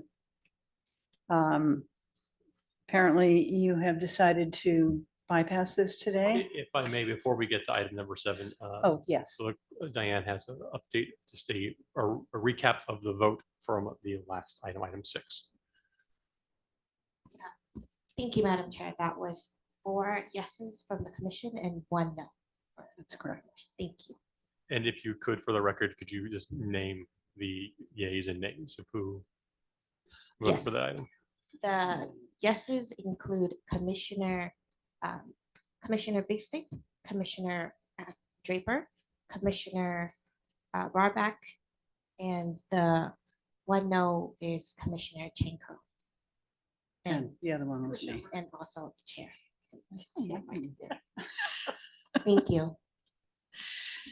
Okay, item number 7. Yes, thank you, Chair.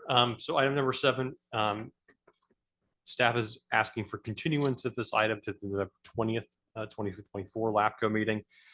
This item was publicly noticed for the September 18th meeting, today's meeting, and that is for this consideration of the municipal service review for the circulation draft of the county's harbor district. And staff had anticipated having this report prepared, however, due to additional analysis and the allocation of additional staff time to other LAFCo proposals, staff was requesting this item be continued. What if we say no?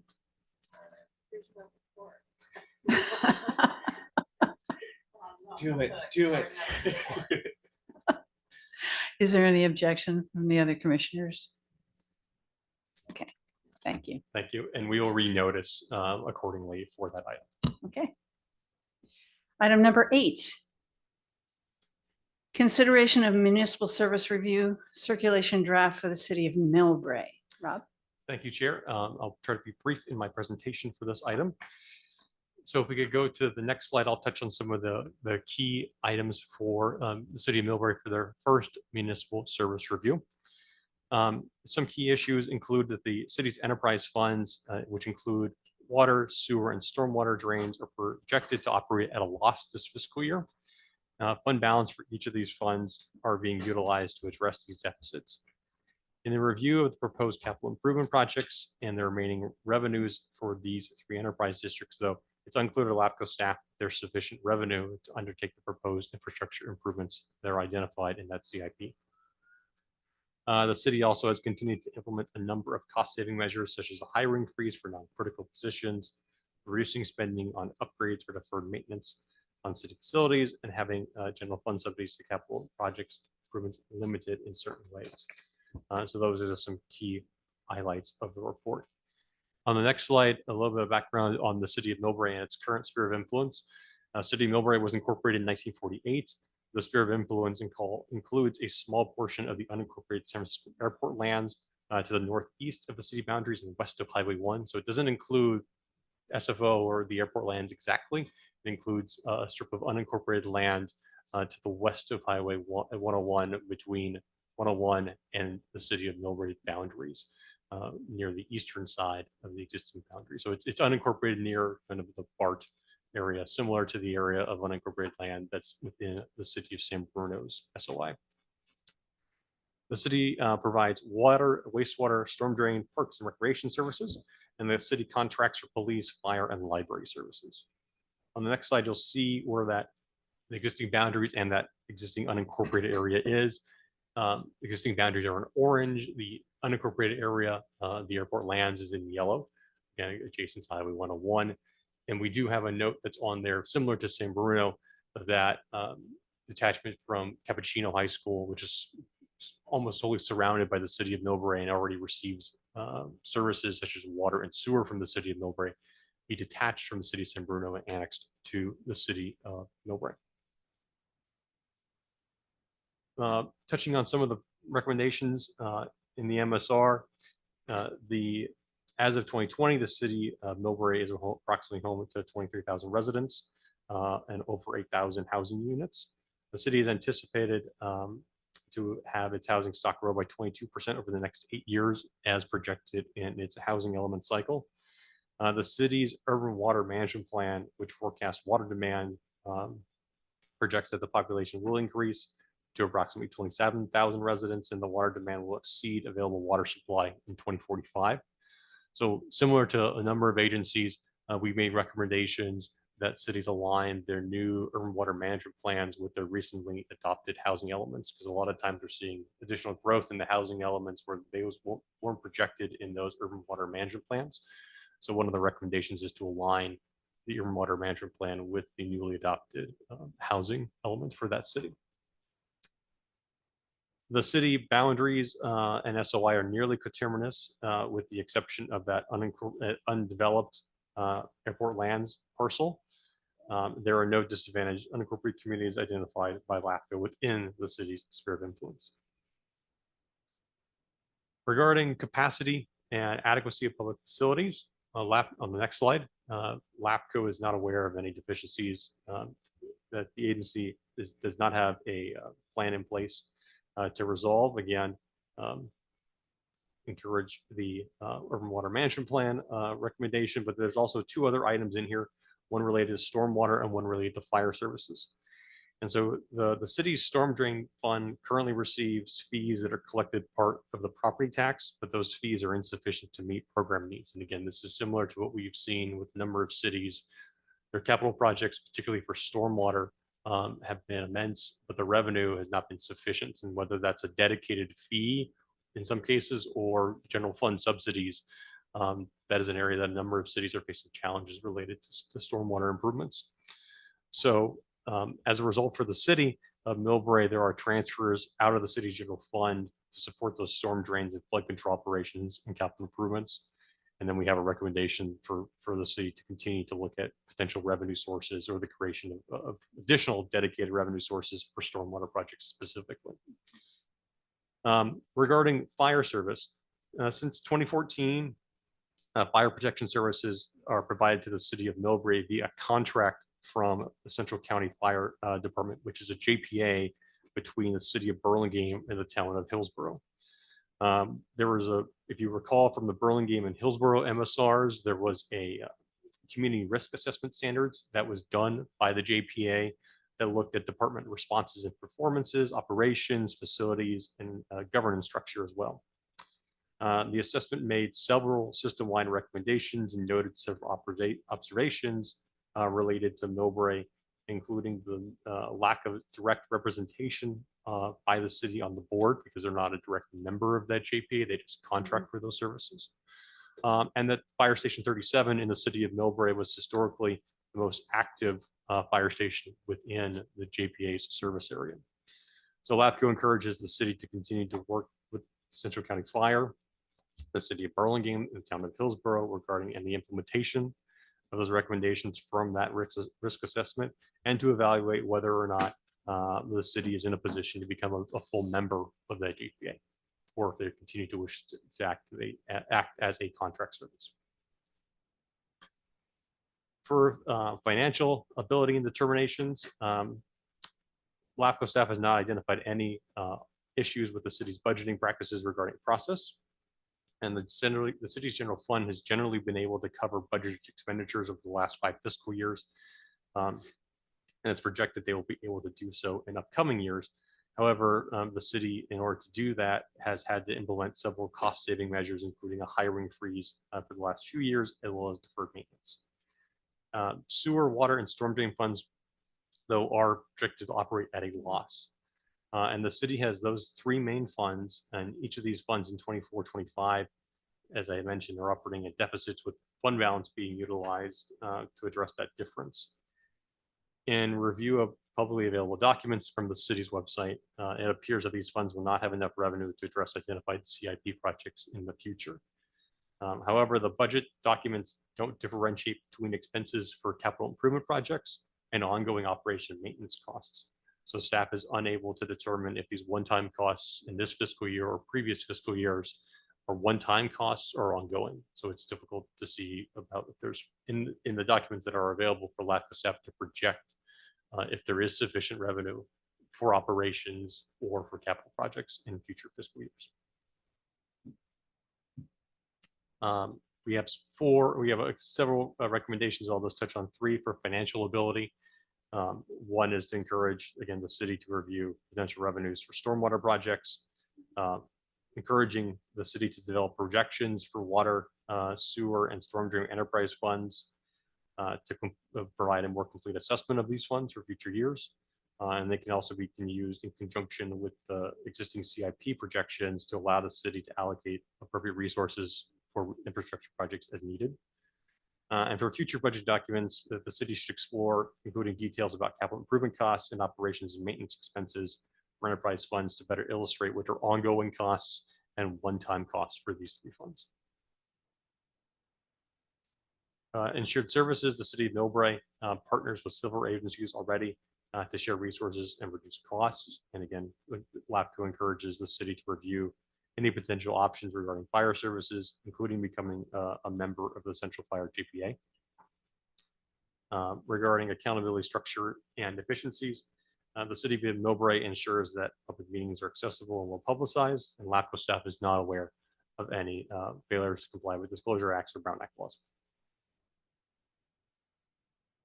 For other services determinations, the city of Millbrae is engaged in activities to address hazard mitigation, wildfire prevention, and sea level rise. And LAFCO encourages the city to continue that work in those areas.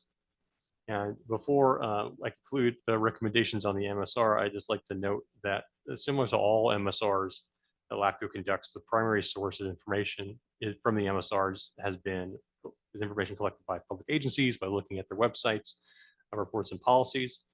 San Mateo LAFCO typically also then request data from the city, and we made a request to the city of Millbrae in February of 2024. After numerous attempts to contact the city regarding this request, LAFCO did not receive a response from the city regarding this request for information. An administrative copy of the report of this MSR was submitted to the city for comment and review, but no comments were provided by the city. However, LAFCO, after the publication of the agenda from last week, LAFCO staff has been contacted by staff from the city of Millbrae. So we're hoping that between now and the final version of this report that the commission will see in November, that staff will be able to work with city staff to follow up those requests on data and incorporate any comments that the city may have on this draft report.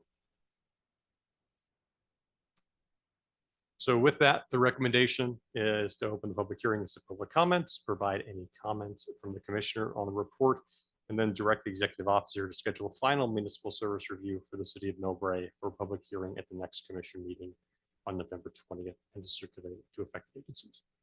And with that, I'd have to answer any questions. Thanks, Rob. Tiger? And do you have anything?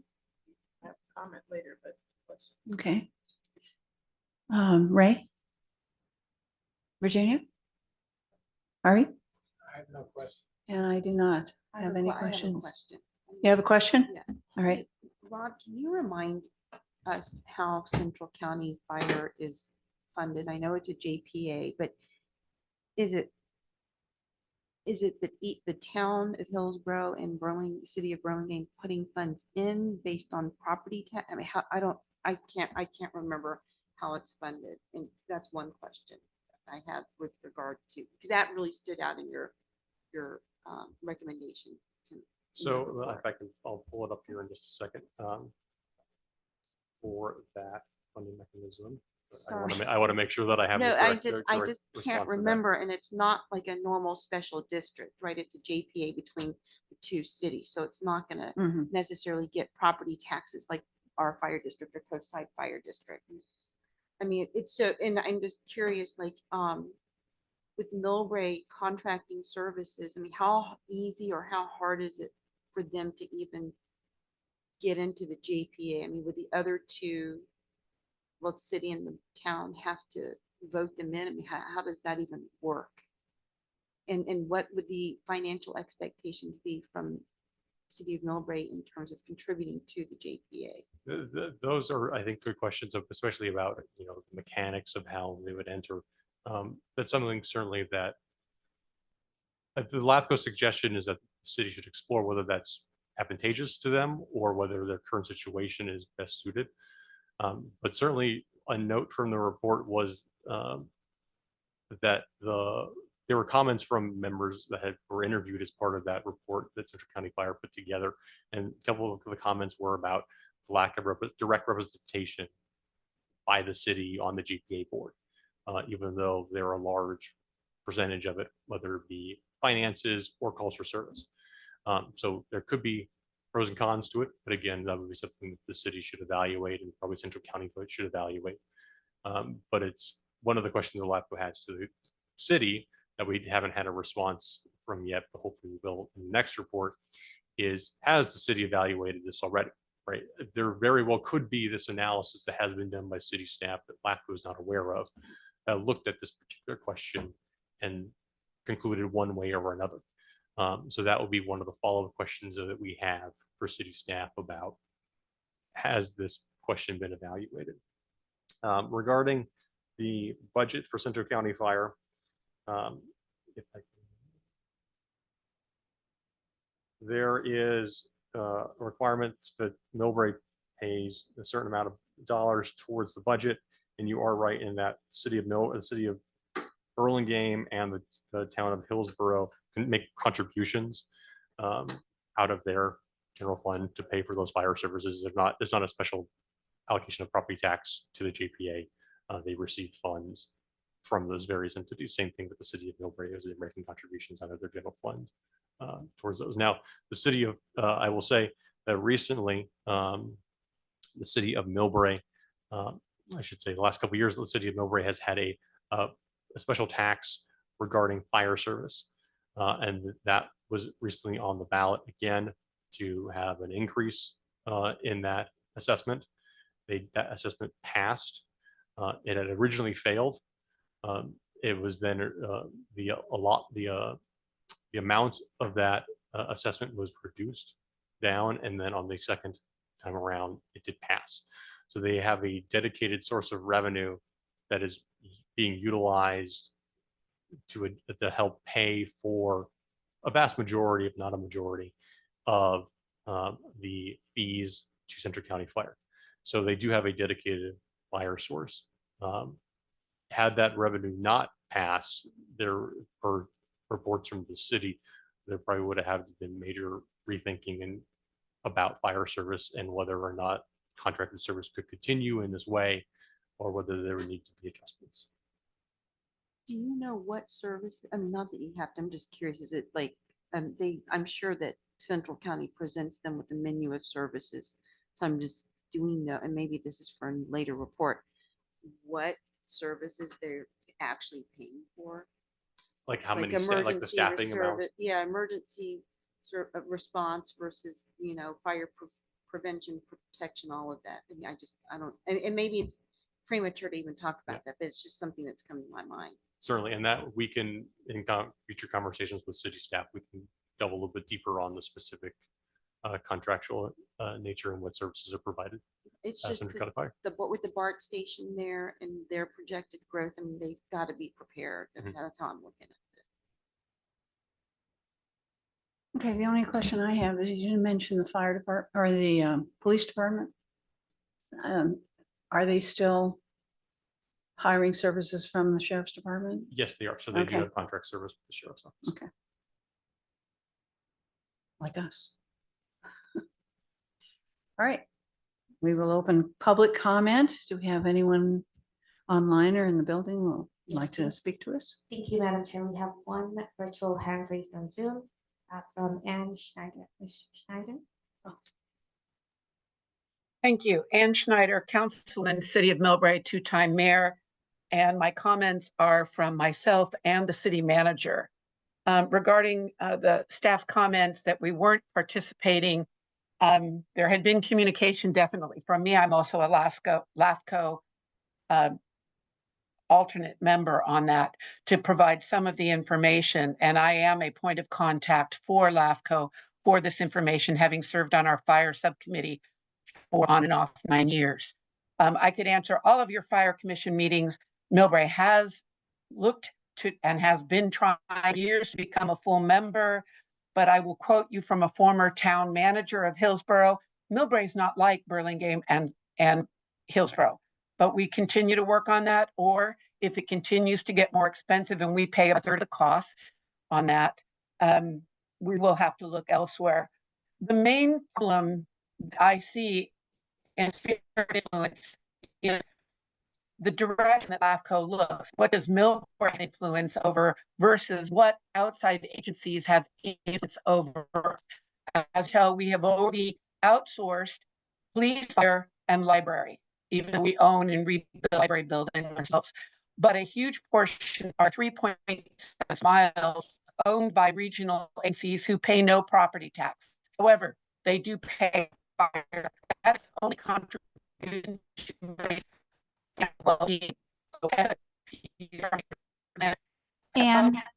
And I'm going to interrupt you. You're breaking up so that we can't hear you. We can't understand what you're saying. Okay, is better? A little, yeah. And when did I break up? I listened for About halfway through your presentation. Hillsborough said, we're not like Berlin, Hillsborough. Yeah. Okay, so I'll start from there. So as you can, as your staff sourced, and can you hear me okay? No, it's still breaking up really badly. I'm right next to my router. Any better? Say Better? something. Any better? No, it's very cut up. Yeah. Did you ever see the TV show Max Headroom in the 1980s? Well, I watched your first speaker, the stand up, because I couldn't hear what he's. Can you hear me now? It's breaking up really bad. Since you're a member of LAFCO, attenuator. I'm thinking that you have very good information for this municipal service review. What you need to do, or what would be a good idea, is you get together with staff, because those are the exact information you're providing are the things that I think should be in this review. And so I think that's would be very positive. I appreciate that. Can you hear me? I am doing a tour. I am doing a tour of our entire east side on Friday at 10 o'clock with the county services staff and with One Shoreline. I would love to invite all of you there and to invite LAFCO staff, because we have invited LAFCO staff to come to Millbrae and learn that we do not have a lot of say over our own 3.27 square miles. Were you able to hear that? Yes. Okay, so I can send out to Rob with the invitation. The tour's already gone out, because basically major tax, and that should be in the MSR or MSA. I think that's a good idea. Reach out to Rob and in addition, CCAT designated all of Millbrae along the Camino Real and Fox on I as a focus equity area. We have one of the largest populations, or the largest population of people without automobiles. In what do we have? One runs up El Camino. There are a bunch of things that were changed by the region and contributing into the cost of the roads that they use. So I have LAFCO. We tried to get this meeting postponed. Millbrae's been a little bit busy dealing with high-speed rail and La Quinta Hotel, and we're a small staff on a hiring freeze since COVID hit. There's simply so much bandwidth. So I invite all of you to come up. I'm happy to do the tour at another time. You have to see what we have to deal with SFO and the train stations and managed lanes in terms of the danger to Millbrae. Thank you. Thank you. Are there any other? There are no other virtual hands. Thank you. Thank you. Comments?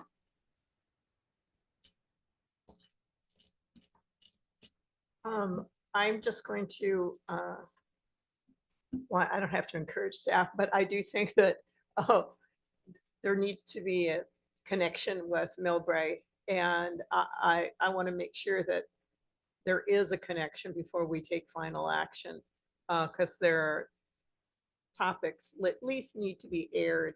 I don't know if they're all are part of an MSR, but at least we need to know them before we hear it again. And if that means that this has to go off a little bit longer than I'm okay with that. But I'd rather get it right. I don't want to have what we've had with some other MSRs where we are in the final part and the agency head comes in and says, we didn't participate, and goes on and we have to back up. So let's just take the time. And given that she's, she's the alternate for cities, that you can reach out to her and get the staff to provide you what you need to do this correctly. Okay. Anybody down here? Okay. I'll make a motion to adopt. staff's Can I interrupt you? I don't Sure. know that we, Do we? need- yes, we did open Yeah, it for, 'cause there- that's why we were talking to her. Go ahead, I'm Uh, sorry. I'll make a motion to adopt staff, the 3 recommendations that staff has given us. I'll second. Thank you. That was a motion by Commissioner Chinkarelli, seconded by Commissioner Rondak. Commissioner Bixby, Aye. Commissioner Draper, Yes. Commissioner Mueller, Yes. Commissioner Rondak, Yes. Commissioner Chair Karali, Aye. Chair Martin. Aye. Thank you, Chair. You have one. Okay, item number 9, consideration of final municipal service review for the city of Foster City and the Estero Municipal Improvement District. Ron? Thank you, Chair. And so, yes, this is the final MSR for the city of Foster City and the Estero Municipal Improvement District. The commission reviewed the draft MSR at the July 17th meeting. We could pull up the slide deck real quick.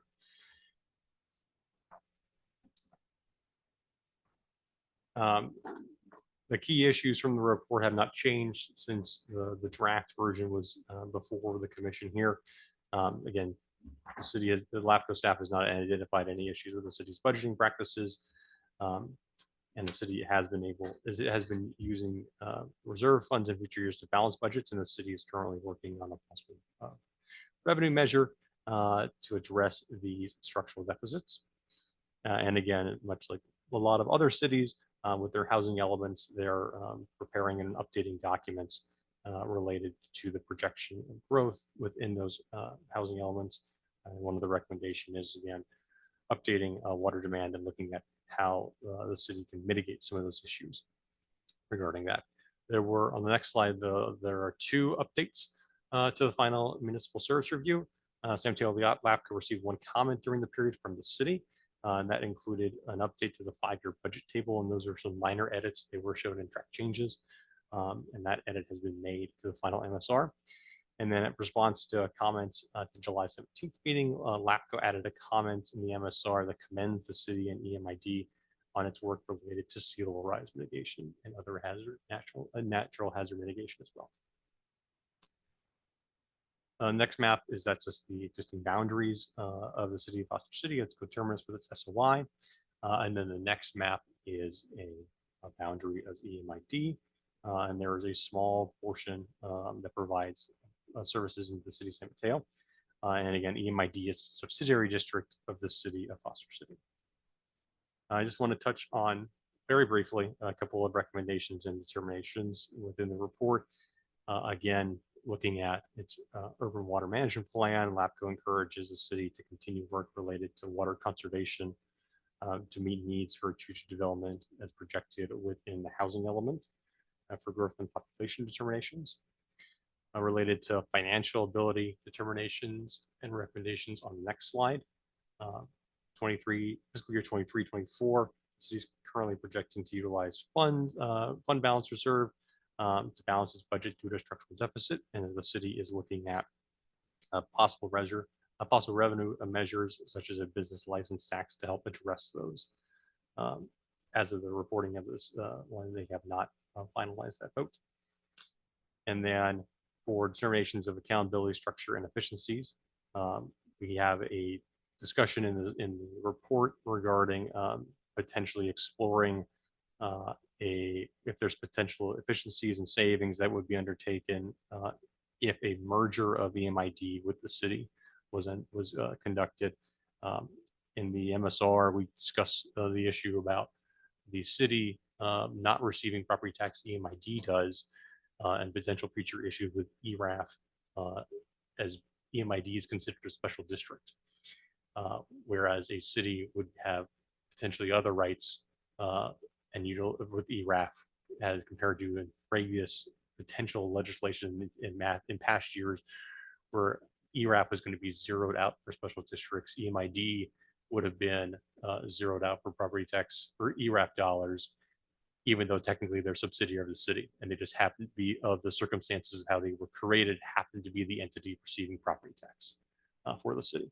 So that's one of the recommendations in the MSR on that particular issue. And again, with other issues and determinations, encourage continue the city and the MID to continue its work, but also commend the city for the work it has undertaken, particularly on the areas of sea level rise. And with that, the recommendation is to open the public hearing, accept public comment, accept the final municipal service review for the city of Foster City and Estero Municipal Improvement District, and adopt the municipal service review determinations and recommendations contained within the report. I'm happy to answer any questions. Any questions from the commissioners with regard to the report? No questions either. Let's open the public comment period. Do we have anybody waiting? There are no virtual hands. Thank you. We'll close the comment period. Do we have a motion for item 9? I'll move to accept the staff's recommendations. Second. Thank you. That was a motion by Commissioner Chincarelli, seconded by Commissioner Pixick. Commissioner Pixick, Aye. Commissioner Draper, Yes. Commissioner Mueller, Yes. Commissioner Rohrbach, Commissioner Chincarelli, Aye. Chair Martin. Yeah. Oh, Thank you, yes. Chair. I'm Thank you, sorry. Chair. Quorum. Okay, let's move on to item 10. Fiscal year 23-24 year end and fiscal year 24-5 quarterly LAFCO budget update information only. Thank you, Chair. This is an informational only item. This is an update for the final actuals for 23-24 for LAFCO, and then the quarterly update for 24-25. On the next slide, for year end for 23-24, revenue totaled approximately $623,919, exceeding the budgeted revenue of $588,323. That also includes fund reserve, the carryover. LAFCO received $53,520 in application fees out of the budgeted amount of $35,000. Regarding expenditures, expenditures totaled $613,719 compared to a budgeted amount of $738,100, which is about 83% of expenditures. The variance resulted from salary savings due to the vacancy of the management analyst position for 4 months in that fiscal year and the vacancy of the LAFCO clerk position for 3 months. Higher than expected costs included legal notices, which were paid by applicant fees, and for the county attorney's office, budgeted originally at $400,000 and then increased to $800,000. The carryover of funds were allocated to the reserve fund until the next budget process commences. And then the ending fund balance for fiscal year 23-24 was approximately $200,000. In this year, for year to date, revenue, LAFCO's received 99% of the 1/3 apportionment from member agencies is approximately $2,000. Still pending. We're working with the controller's office so that all member agencies are paid up. As I said, the carryover fund balance was applied to this year's budget, and there anticipates there will be some savings in this year because again we have a vacant management analyst position as of now. Our hope is that we have a new candidate starting October 1st for the management analyst position. So at our November meeting, I'll be able to introduce you to her. And then there were some other additional cost savings that came over from last year regarding county attorney funds, and they were rolled over into the reserve. And then for expenditures, we're within expenditures for budgeted for 24 and 25. And with that, I have to answer any questions. Any questions about the budget? Can you tell us about the new analyst? Yes, I don't want to jinx myself because she's still in background, so hopefully all will go well. Oh, okay. But Then don't talk. Don't talk. hopefully we'll meet her soon. Okay. All right. Item 11 is the legislative report, also Yes. information only. Yes, information only. There are several items that LAFCO is still tracking. The omnibus bill for LAFCO was approved back in July. The indemnification bill regarding LAFCO is currently before the governor awaiting his signature. And those are both items that this LAFCO and LAFCO supported. And there's two other items in there, AB 805, which has to do with assistance to disadvantaged communities regarding sewer systems. And then AB 2302, which is regarding teleconferencing, and some clarifications and amendments that may be made to existing law regarding how many times people can meet remotely, depending on how many meetings they have on a yearly basis, on an annual basis. Because there was some language in previous law that had a percentage or a different calculation that led apparently to some confusion. So that there's language that could clarify when bodies can meet, and that legislation is also awaiting the governor's signature. Okay, thank you. Item number 12, a crop report. Yes, annually we have the crop report. The Board I of love it. Supervisors has already seen those, but seeing that both Board of Supervisors members on LAFCO are not here, this will be new for the rest of you potentially. That's just included for your information only. That report's produced by the County Department of Agriculture Weights and Measures. It's always a fascinating read to see about the status of agricultural in this county. And then I have one other item is that we are working on confirming what meeting space we will be in for our November meeting. And so I will keep you apprised of where we will be meeting, and certainly the public of when we will be meeting once I have confirmation. Before we move on, I meant to say this. Please let the record show that Commissioner Mueller left at about 5:15. Thank you. Under the heading of Commissioner Report, I just wanted to invite everyone to Pacifica's Fog Fest, which will be happening September 28th and 29th. Good food, good music, good company, good time for one and all. Please come out. Okay.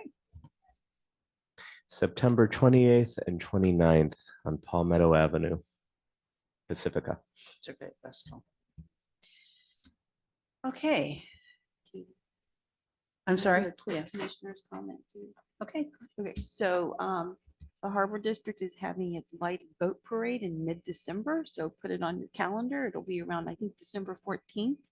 And there's a chili cook-off as well around that time. So if you are interested in entering the chili cook-off, please let Jim Pruitt, our Harbor District General Manager, know. It'll be a really fun time at the harbor.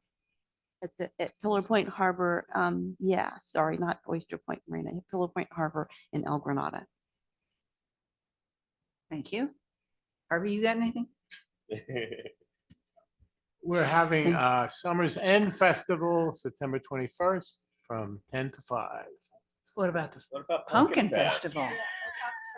That's not till October 19th and 20th. Remember, Okay, Pumpkin Festival is going to be 9 to 5 on October 19th to 20th, and it's Saturday and Sunday, right? I got the right dates? Yep. Okay. We're expecting a few 100,000 people, no big deal. Yeah. No big deal. No pressure, Harvey. I might actually be able to 19th make and it this year. 20th. Oh, no, I'll be home. Good. Thought I was not going to make them Pumpkin Festival. Okay. The last item is closed session.